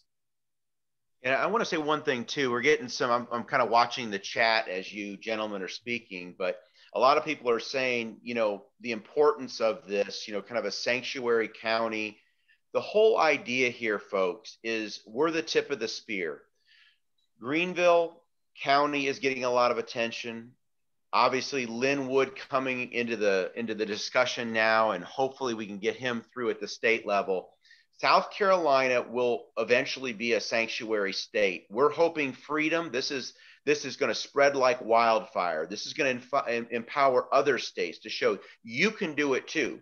We have contacts with folks, War Room Pandemic, the folks with Steve Bannon. I know some of you folks are into that and have watched the Precinct Project, the process of educating people that Jeff has done a fantastic job teaching people this is how it works. For those of you like myself who haven't been in politics all of your life, this is the first step. We needed to educate ourselves and not abdicate that responsibility to others. That education, that training empowers you to then take that message beyond just Greenville County where we're focused right now. But our hope, and I think that the other gentlemen on the call tonight would echo, Jeff and Presley, we hope that this is something that really spreads, and we need all of you involved in this process, and we need your backing. We just really hope that you'll be with us. Yes, Walt, and I saw one of the questions pop up on the screen. We have caught fire in other counties around the state. There's a battle between Godzilla and King Kong going on right now in Horry County. They are doing some of the similar dirty tricks they're doing here, but we understand we won big in Oconee County yesterday. We also won big in York County yesterday. Some of the smaller counties, Linwood went to his county convention today in Beaufort, and they didn't get a very warm welcome from a lot of the people, especially a lot of the party bigwigs. Drew McKissick refused to go meet and shake Lynn's hand. They tried to keep Lynn from speaking. Drew had 15 minutes during the county convention that he could speak. Lynn asked for 5. Well, we've got too much. We don't have enough time. So finally he prevailed. 20 minutes before the meeting started, he said, well, there's a microphone on now. And the gentleman said, well, yeah. He said, well, give me 5 minutes, give me 3 minutes in front of the microphone. And well, then he finally had to relinquish. Lynn got up there for 3 or 4 minutes, brought the house down. Drew McKissick wouldn't even get out amongst the delegates and shake their hand and say hello. His wife, you know, ran interference for her. When one of Lynn's assistants tried to shake his hand, she said, you don't have an appointment for that. We need an appointment for that. I mean, just to shake somebody's hand. I mean, it was crazy. Just the haughtiness of some of these people. They think they own you, but they don't. The Greenville GOP thinks they own you. They do not. And we're mad as hell. We're not going to take it anymore. And that's the reason for this movement. Jeff and I have been in this game for years. We have been maligned, trashed. We sat through verbal tongue lashings by Nate Lloyd almost every GOP meeting. He has a reference to me or Jeff. One of them even called us out by name, trying to humiliate us. I wear it as a badge of honor. Enough is enough. And you know what? We think we're going to win Tuesday night. But if we don't, we're coming back in 2023. We will not cede the field. That's the difference between them and us. They play dirty, and we're going to play fair, and we're going to play strong, and we're going to come at them head on because we are tired of this. And so Mr. Lloyd, he dislikes Jeff Davis and Presley Stutz so much. Walt, he's going to really dislike you too. You just haven't given him enough time. Okay. Let's just get along. Yeah. But I'm telling you, he went out. He was trying to recruit other people. He got Jennifer Black, Stacey Shea, and Randy Page to say yes. We even tried to recruit other people because we didn't want other people to think that we were on some big power trip. I asked Stacey Shea months ago, hey, why don't you run? Oh, no, I'm not going to run. It's not the right time. Well, guess what? She changed her mind. We've asked other people to run. Now they're fighting against us. We don't get it. So, you know, keep your guard up. You know what you know. I think Jeff and Walt and I have proven to you by our actions who we are. We're there. We're taking your calls. We're returning your texts. A text or an email may slip through with me occasionally. We are overwhelmed. When we've got 1,000 people, we think, texting and emailing us, it's just tough to return them all. But we're here to serve you. And if I could see myself as anything, I see myself as a servant. Because you can't pay me enough to go through the crap I've been through. You can't pay Jeff Davis and Walt Horan enough for the crap that they've gone through. And we're not doing it for the money because this is a non-paying job. We're doing it because we love God, we love our families, and we love our country. And we see we're at a crisis, and we're tired of watching the deck chairs being rearranged on the Titanic. Okay, on that note, we are going to move to Yvonne. If you want to unmute yourself and yes, this is Yvonne. And first of all, a quick thank you. I'll be quick. Is there a burning platform issue that you guys would need us to work on? You just a fantastic team. But I think one way to keep momentum going is to give people an issue, something they can tackle and measure progress on. So is there a burning platform thing that you can get us working on that we can start to move the needle on this myriad of problems that we have, not only in South Carolina, but the country? Yvonne, I'll go first. I'll be real quick, and then Jeff and Walt can jump in. But it's integrity, election integrity and honesty. Okay. We are not getting that out of our politicians, and we are not getting that out of our party officials. So for me, if you don't have integrity and honesty, you don't have anything else. That is the forefront. It's the forefront with the president when it comes to election integrity and honesty. So that is the burning issue with me. Jeff?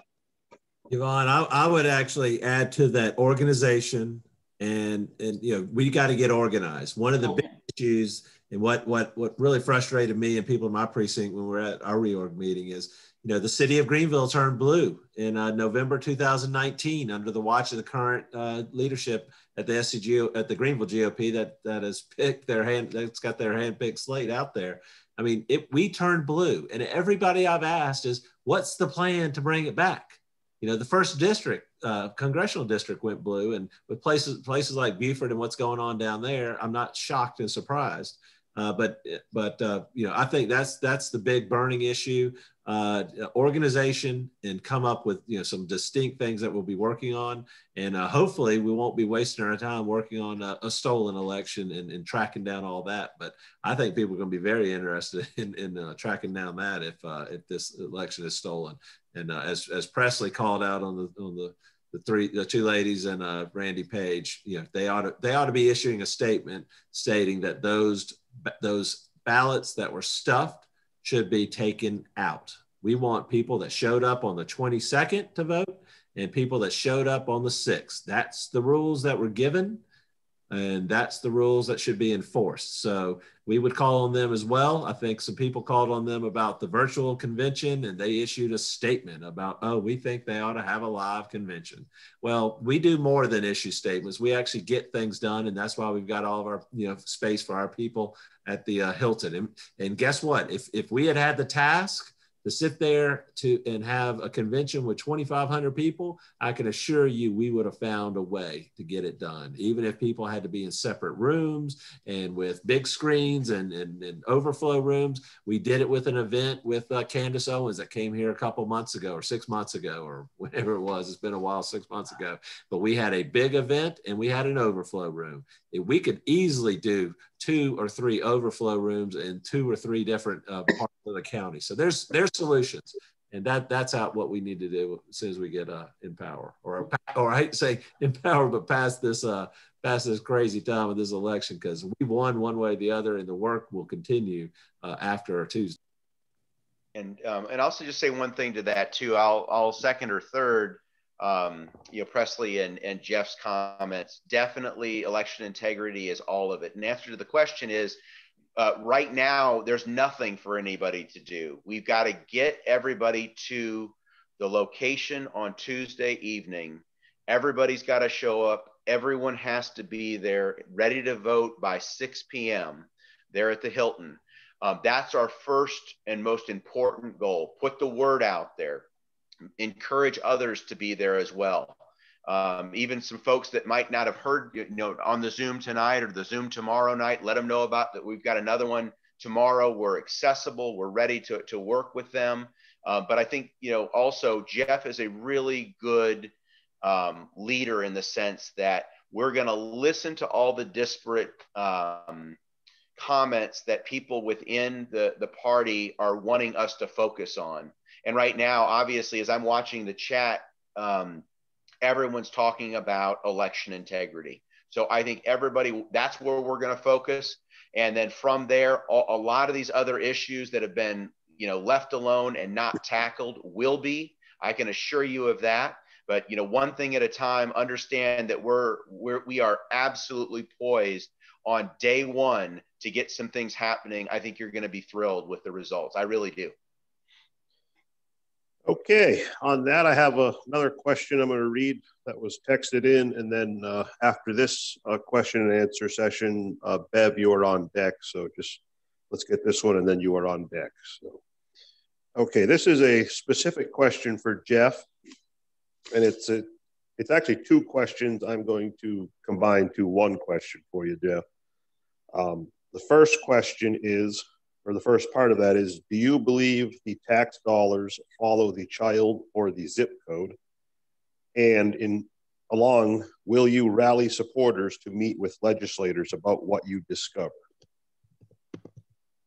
I guess, I mean, absolutely. That's what I'm about.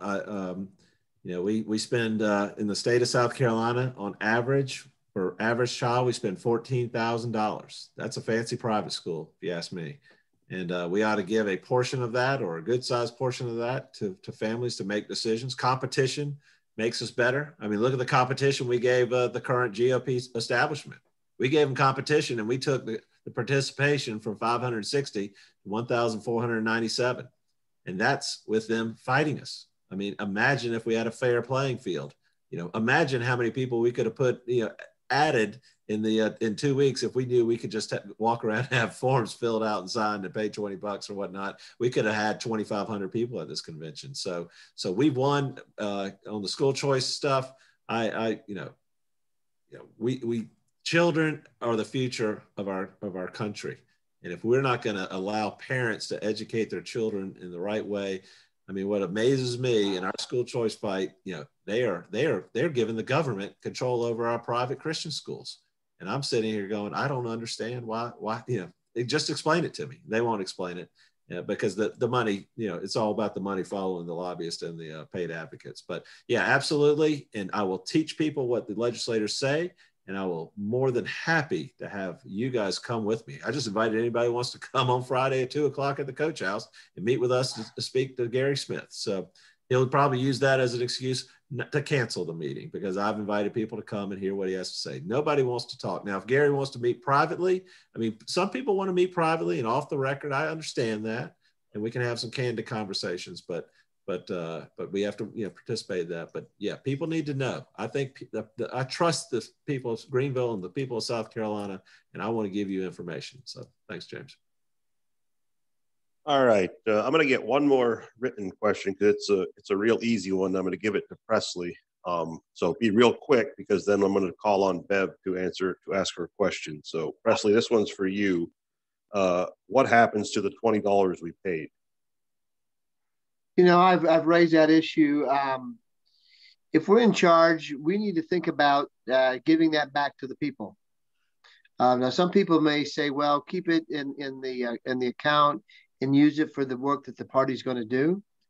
But I think you know, those that need a refund that paid should get a refund. Now, we all know that $15 was non-refundable. I get that. There were no guarantees for that. Excuse me. But I think that's something we as a body need to decide when we come back to our June meeting, what to do with that $20. And we'll put out an email if we decide to give it back or if we decide to keep it in the coffers. But I think that people should decide what should be done with that. Okay, that's a good answer. Bev, you are next. Please identify yourself and tell us where you're from and ask your question. Hey, great. Thank you so much. I'm Bev Cannon, and I am the president of Woodruff Lakes Precinct. And while this meeting has been going on, I really have more of a comment than a question. But while this meeting's been going on, we have been emailing and chatting within our precinct because we are very organized thanks to our EC. And there are many, many email addresses that are incorrect. And so I heard you earlier, Jeff, I believe, told us who to get in charge of. Is that something that you can post, those two email addresses? And then also, I guess this is a question, if a person's email is incorrect, they are not going to receive the ballot, correct? Yep, great point. Correct. So I just think we need to do something like, I know within my precinct, we took pictures, like you guys said. We know who our delegates are, and we are going to make sure all of our emails are correct. But there are some precincts who maybe didn't have that. And my fear is that there are so many incorrect emails, those people will not receive ballots. And then probably the excuse will be, well, they didn't write their email correctly or whatever. So that was a comment. The question is, who do we get in charge, get in touch with again to get that corrected? And then it's just a challenge to everyone who's listening to this meeting to make sure you go back to your precinct, your people, and make sure those email addresses are correct. Thank you. Yeah, Bev, Olga's going to retype in the emails into the chat. We will add that as a bullet point to the email blast that we send out tomorrow. You know, we'll probably do 2 or 3. You know, maybe need to do 2 tomorrow, whatnot. But yeah, that, I mean, it's disappointing, and it is. People are seeing it, and you got a good point. How are they gonna get in touch with you? I look on that delegate list, and you'll see. I mean, by party rule, they're supposed to give us all the information that the GOP has. One of the people, look up Jane Kaiser. Look her up on that on the delegate list. She's the second vice chair of the Greenville GOP. There's no email or no phone number for Jane Kaiser. They don't have her information. I can assure you they have her correct information, so she's going to get her ballot on Tuesday, but they didn't provide that information to everybody. I'm just dumbfounded that this is going on, and the hope would be a judge is going to look at this and say this is, certainly if this election doesn't go the way of the people, just like November 3rd did. I mean, it's both sides cheating, and it has shocked a lot of people. I've had lots of conversations with folks that are just, their eyes are awoken to what's going on. I mean, we talk about being woke. They're woke to what's really going on. And, can I throw one more thing in about that real quickly? I know I got my list of the delegates from the Greenville GOP. That's who emailed me, because I signed up with them a long time ago before I even knew about you guys. So some of the people don't even know how to check that list. Is that a list that you guys can send to the people that are part of mySCGOP? The delegate list itself? Yeah. I mean, we actually did send it out on Saturday, I believe. Okay, good. So, thank you. We sent it out to everyone because the email that they sent out had a link as opposed to an attachment, and that was causing a lot of consternation. I clicked on it and I couldn't get it to download. So what I had to do is actually download it on my iPhone and then email the file from my iPhone to myself, because I couldn't get it to download on my desktop or my laptop. I tried both. So people are seeing what's going on, and it's frustrating. I wish I could help some people. I wish I could go into some central database and fix the emails that I've seen. Bob Bugos is an attorney that works with us on the Greenville Tea Party. His email is spelled absolutely incorrect, and I can't fix it. I can't contact anybody to fix it. I'm almost dumbfounded they got my email correct, because it's just frustrating, and we're going to pursue this, and I think the people want us to continue to pursue. So Jeff, let's play this out for everybody, because I think it's a good discussion. So explain to me, so for folks that are not familiar, if they send the email out, obviously that email is going to bounce back to the Greenville GOP. Then they won't have the link that would allow them to vote. Is that correct? Yeah, but I think, Walter, the emails that they have sent should have bounced back. So are they going back? We don't know. I mean, yeah. So if I may make a suggestion to everybody on the call here, and Olga posted those on the Zoom call. Olga, I would also ask that you would post those email addresses on mySCGOP.com and get the word out to everyone. If their email address is wrong on the list, and here's the crazy thing: if you got the email, and maybe that's why some people aren't getting the emails, we've got to find out. I mean, there's 500 wrong emails, whether it's purposeful or by just negligence. I mean, that's a 30% failure rate. It sounds purposeful to me, but we have got to get people to send an email and also copy us, send it to the convention at GreenvilleGOP.com, and second vice and third and first and whoever you need to send to. Also, team at mySCGOP. Olga will have that posted right at the very top of our website. But you need to do that by tomorrow. We've got to give them Tuesday. I'd say no later than Tuesday at noon. We need to get everybody to email them and say, hey, I'm delegate. Here's my voter ID number. You got my email address wrong. Here's my correct email address. Fix it. I want to be able to vote. That simple. So just say, hello, my name is Presley Stutz. My voter ID number is 123456789. You have my email address wrong. My correct email address is this.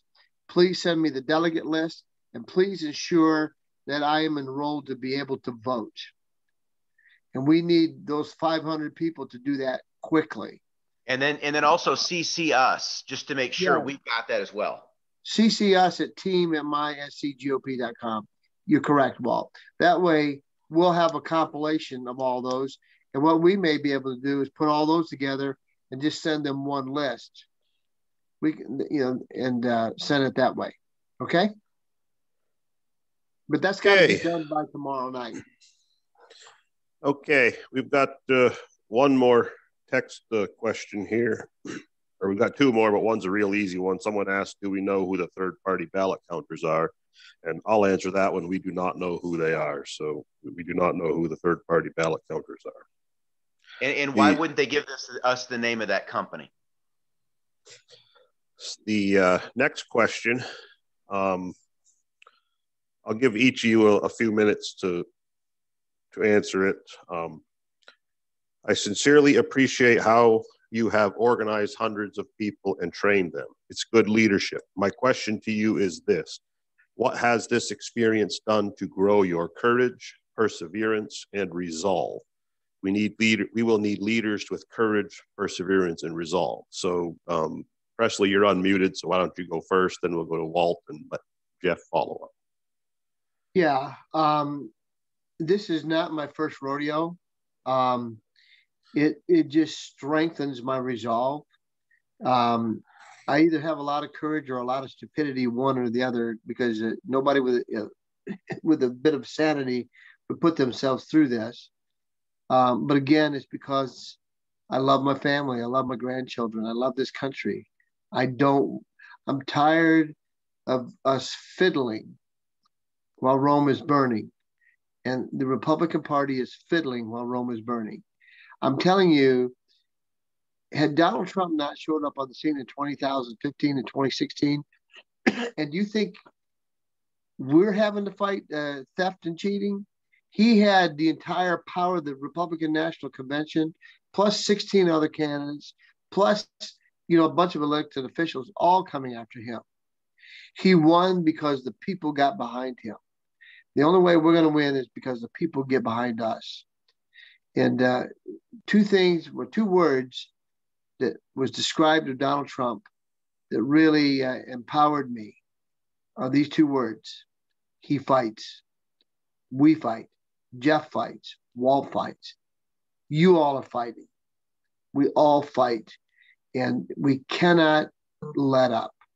And the price of freedom is not passed on in the bloodline, like Ronald Reagan said. It must be fought for with every generation. And we're at a pivotal point. So it has strengthened my resolve. But I still am surprised at the depths of depravity that people will go to with the trickery, the lies, and the deceit, to hold on to this. And it's not really a lot of power. Maybe it is. Maybe we just don't realize how powerful we'll be. But I've never done this for the power. It's for the people. So yeah, if we're in it for the power, it's for power to the people. Jeff, Walt? Yeah, I'll jump in here. I was listening, and I'm not going to claim this for myself, but I think it's a great comment that courage is contagious. And Winston Churchill once said that courage is the most important of all the virtues, because it's upon courage that all the other virtues rest.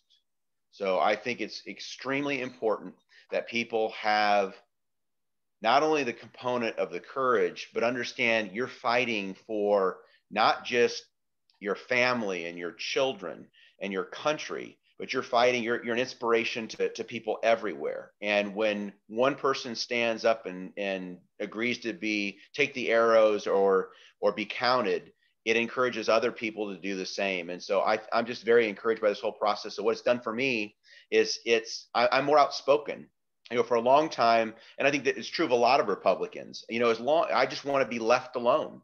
I want to be able to live my life, and I don't want to tell anybody else necessarily how to live theirs. However, we're at a very unique time in our country's history. They are not going to leave us alone. And what you see is in store for this country. You can choose to go ahead and bury your head in the sand. But for anybody who's willing to go there and really see, and all of you I know are there, There's a lot of Americans that are slow to all this, but we all know what is coming. And these are dark times. And I mean, I absolutely, there's a parallel here to 1776. And I took an oath to defend this country from all enemies, both foreign and domestic. I believe we have domestic enemies in this country. And I really want to do my part to go ahead, and I know all of us do, to change the course of history. Well, and I'll try to keep it short, but I could not be more excited now than any point of time in the past 5 or 6 years since we've been fighting for school choice. We were dealing with parents, and I told school leaders maybe about 3 or 6 months ago that we were changing a focus, that we were going to get much more involved. I mean, we didn't start this way. We started off nice, and then we've had to go up and up and up and up and up. This is where we're going to have to go. And if we got to get people in office that are going to speak truth to power, that's a famous Trey Gowdy thing, but I'm invigorated by what people are stepping up and are willing to do. I could not be more excited about where we're going. I don't really care. I mean, obviously we care. It'd be a whole lot easier. I think we'd get there a whole lot faster within the party, but we're going to run a parallel organization. I'm an EC now. I mean, a lot of y'all are ECs. We're going to be in those meetings. We're going to insist that these folks do some things. If we got to be sitting in the chairs and insisting that the establishment leadership sitting up there, in power, that's one thing. Or if we're sitting up on the front stage. But I'm invigorated. We are going to be doing things, Zoom calls, trainings. People are asking me for, when do we get organized on stuff? I could not be more excited. So your faith and confidence in what you want to do to help save this country is invigorated me to do more. So, but we're going to train you because we can't do it alone. So we need your help, and you guys are ready and stepped up. Thank you. Okay, Lisa, you still have your hand up. I just want to make sure you didn't have a quick follow-up or just forgot to take your hand down. Did you get your question answered? Well, I did have a follow-up. So if I'm feeling bad because we worked really hard in our precinct to get delegates, and we thought we knew how many we needed, and we got those, and now we have basically 2 people who want to be a delegate and want to have a vote, but now they might not be able to because we have too many. So yeah, I'm not sure what to tell them. Do I give them their money back, or, I don't want it to look like we're not being honest, or. Presley, why don't you take that one? Yeah, Lisa, I mean, you don't have the power to give them the money back. It's going to have to come from the party. So we can make that decision as a body once we win. But Jeff just posted a couple of minutes ago, out of 1,500, nearly 33% of them, we only have 1,055 valid emails. I wonder if all 500 of those are our people, where they screwed them up, where they messed it up. And 151 people don't even have a phone number or an email. So I don't know how we're that's correct. People. That's correct. So that alone is a real serious problem. And as we're talking, Jeff, I think we need to put a demand letter to Nate and to the GOP tomorrow morning saying, hey, this is what we found. We cannot hold a fair election with a third of these emails that are wrong. You've got to postpone this thing and get this thing right. I mean, that's egregious. I mean, to have that kind of an error rate. Presley, this is the frustration, and just yeah, I'm beyond words. I am, Jeff. So go ahead. Yeah. I mean, we can send demand letters, but they don't acknowledge. I'm not getting any acknowledgement to emails. I actually sent a text message. Someone reported to me, and they're providing me written statements that Nate Loip, current chairman of the Greenville GOP, spoke to these folks on their cell phone, and there was 3 of them sitting there. and all three have agreed to provide written statements to this effect, where the chairman of the Greenville GOP stated publicly to them on a phone call conversation that Jeff Davis and Presley Stutz had rap sheets a mile long. A rap sheet. A rap sheet is criminal. I don't think the State Bar of Georgia or the State Board of Accountancy in Georgia would be too pleased with me or allow me to continue to practice law down there if I had a criminal record. But I text that message to his employer, Representative Adam Morgan. I texted to him. I said, Adam, what do you want me to do? You're a lawyer. This is defamation. I don't have a rap sheet. What do I do when the chairman of the Greenville GOP is sitting there telling people, random people, that I have a rap sheet? And his statement was, well, and I can read it to you and we can post it out there. It was like, well, elections can just be this way. You would believe the things they said about me. I'm like, that's your answer? That's not the answer. The answer is you walk in his office or you put out a public statement that Jeff Davis and Presley Stutz do not have rap sheets. Delegates were walking into the Greenville GOP headquarters, and these are good Christian people that live, around our neighborhood here in the Bob Jones area or whatnot. And they were being told that Jeff Davis and Olga Lashinska, they're not even married. We've been married since June 23rd, 2010. I don't think I'll forget that anymore because I've had to say it so many times. But they were inferring or letting these people know, and these are folks that knew we're married. Everybody knows we're married that knows us. And let these, they were trying to infer to these people that we were living in sin. Now, somebody might not vote for me, Jeff Davis. They might not vote for me because they think I'm living in sin. They are that desperate to get votes. If they're that desperate to do that, and they're that in a sitting House representative is willing to allow them to do that, I'm like, we got a bigger problem. I thought Adam Morgan was a good enough guy. He votes the right way. He says the right stuff, but he hasn't stepped up to help the children of our scholarship program. And he's certainly not doing anything about his employee, nor representing us as constituents and allowing the Greenville GOP chairman to tell people, defamatory things that we have criminal records.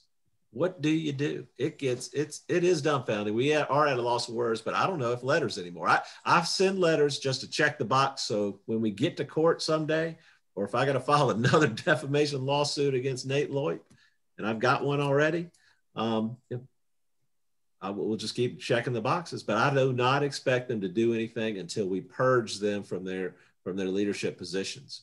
And if you go back to the committees, we've got a committee for the 2023 reorg that we will set up. It will be fair and open and independent. We can win this easily if it's fair. We don't need to cheat. Our side's not going to cheat. We'll work with anybody and we're not going to cheat. Will the other side commit to that? If they win, they will continue to cheat and they will continue to not work with we the people. So we're here to represent the people, and I'm more frustrated than ever about stuff. But you know what? I got a whole lot of friends that have seen it too, and they're not quitting. They're not going away. It's not just going to be Jeff and Presley and a couple other people's. It's going to be Walter. It's going to be, everybody on this call. It's going to be a whole lot of people, and it is going to get fixed. We have shaken up the entire state by doing this. Wait till we actually, are in charge and can actually implement. But we're going to be implementing on a side note if we have to. I bought the web URL. They use greenvillegop.com, and I've said it. We now own greenvillegop.org, and we own mygreenvillegop.com. We'll talk about it. We'll have separate websites and information and organization. We're going to go after them, friends, and they know it's coming. So. Okay. Walt, did you have just a quick comment on that? Because we got one more person who has a question and it's getting late. So do you have a quick comment on that?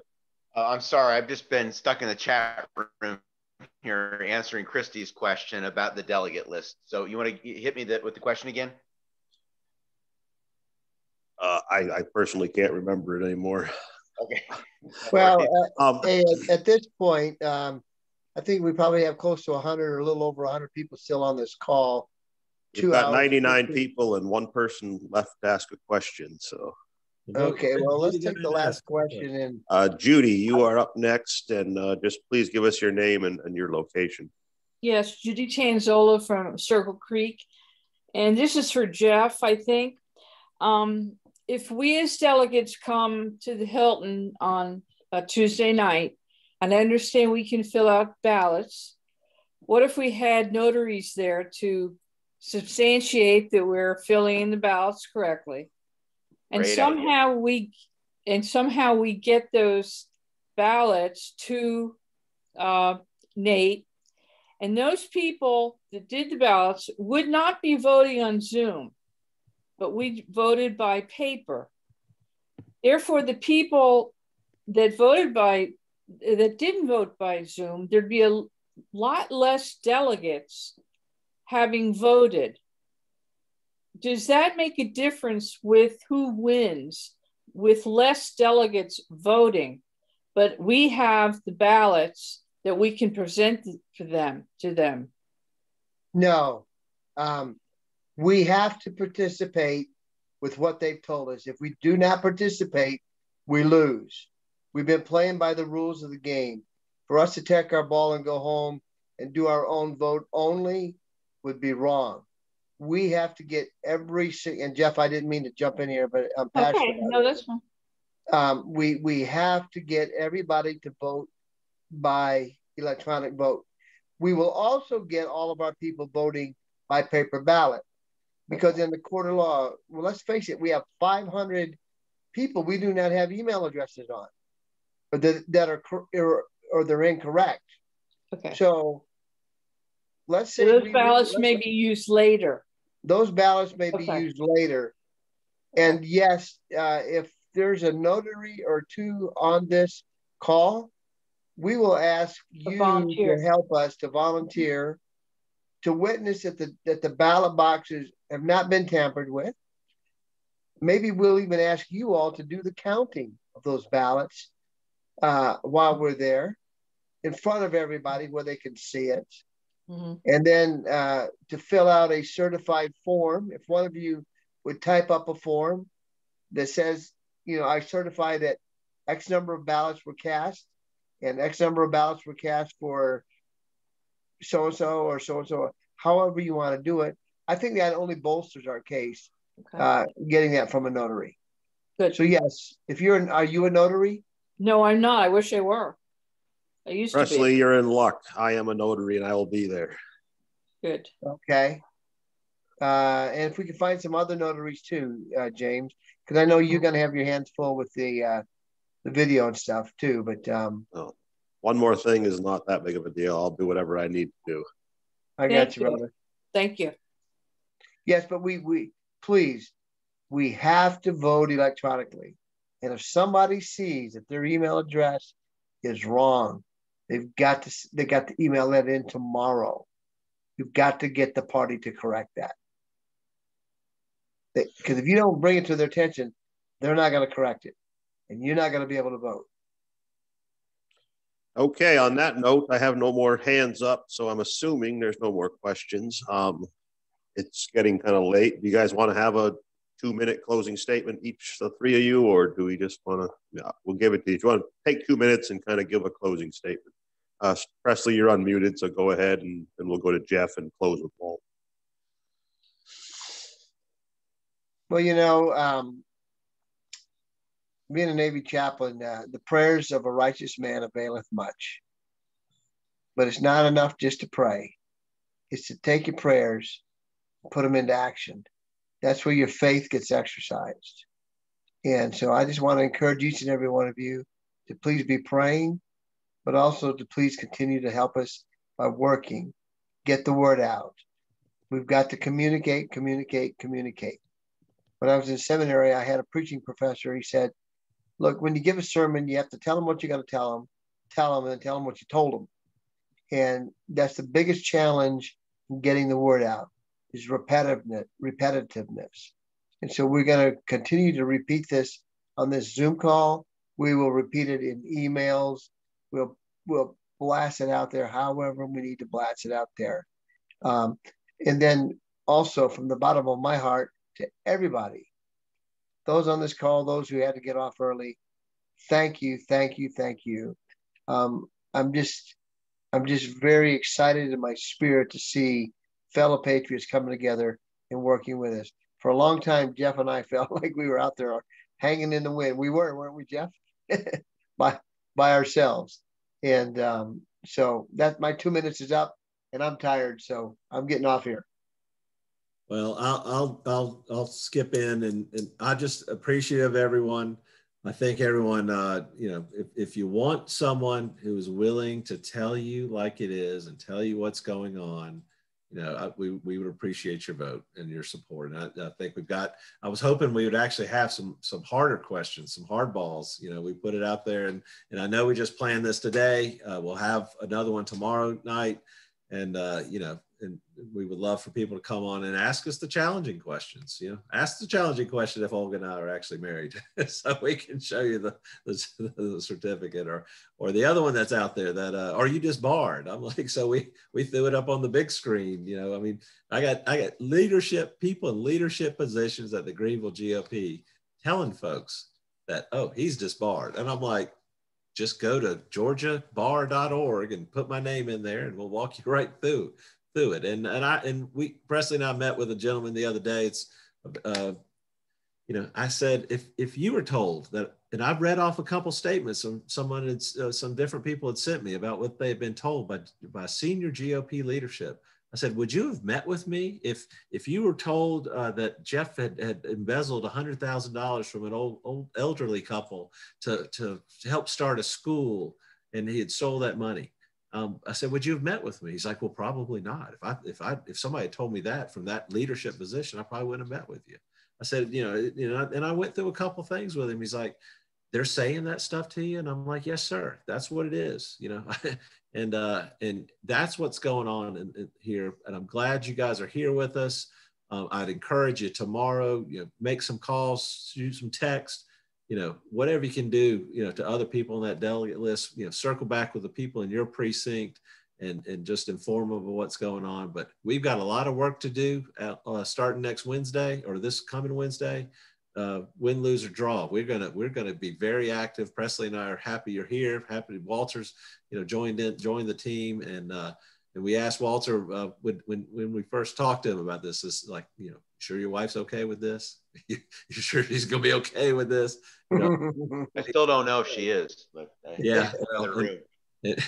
And when we saw her the other night and met her for the first time, she's like, I'm just happy Walter found some friends that he could talk about this stuff with. So, I'm like, he's all in apparently. He gets tired of I do a lot of ranting. And on that note, Walter, why don't you close with just a couple minute comment here, and then we'll kind of say goodnight. All right. Yeah, I'm all about action, guys. So what we need from everyone who's still on here, Dr. Horn had a really great comment to the group, which is I want everybody, you know, that's on here to look through the current delegate list. If you don't have it, let us know that you need it. And it would be very, very helpful for anybody that you know on that delegate list to make sure that they've been contacted for the accuracy of the information. And so if we go that route, I think we should be able to cover a lot of the delegates that are, you know, that we brought to the table. The current concern that I've had, there are delegates on this list that don't have an email address and don't have a phone number. I don't know if they live in Greenville County. I don't know if they live in the state of South Carolina. That's a whole nother discussion for another time. But what I do want us to do then is really just focus on reaching out to everybody, get them on the Zoom call tomorrow night. If they're still, you know, on the fence and wondering who to vote for, or whether they have some questions related to what we've talked about tonight, related to the vote, the in-person vote, and also the virtual vote, get them on that Zoom call tomorrow night. That should answer a lot of these questions. We need to really tighten this up because, and we got to go hard all the way for the next, you know, day and a half or so that we've got left, and just take this over the finish line. So anyway, that's what I got. Okay, and on that note, just a couple of housekeeping items. Obviously, tomorrow night will be another Zoom call at 8 p.m. So feel free to come back and join us tomorrow for 8 o'clock. Same link. So if you've got the link to this call, you should have the link to tomorrow's call. It's the same information. And same candidates will be here. We'll answer any questions you have. And then obviously the convention is Tuesday night, so come to the Hilton. And one note here is if you have any extra hotspots or anything like an extra iPad or something that you might want to bring to possibly help somebody else out, feel free to bring those devices with you. And on that note, we'll say good night and see you all tomorrow. Good night, everybody. Thanks, everyone. Appreciate it. All right. Good night.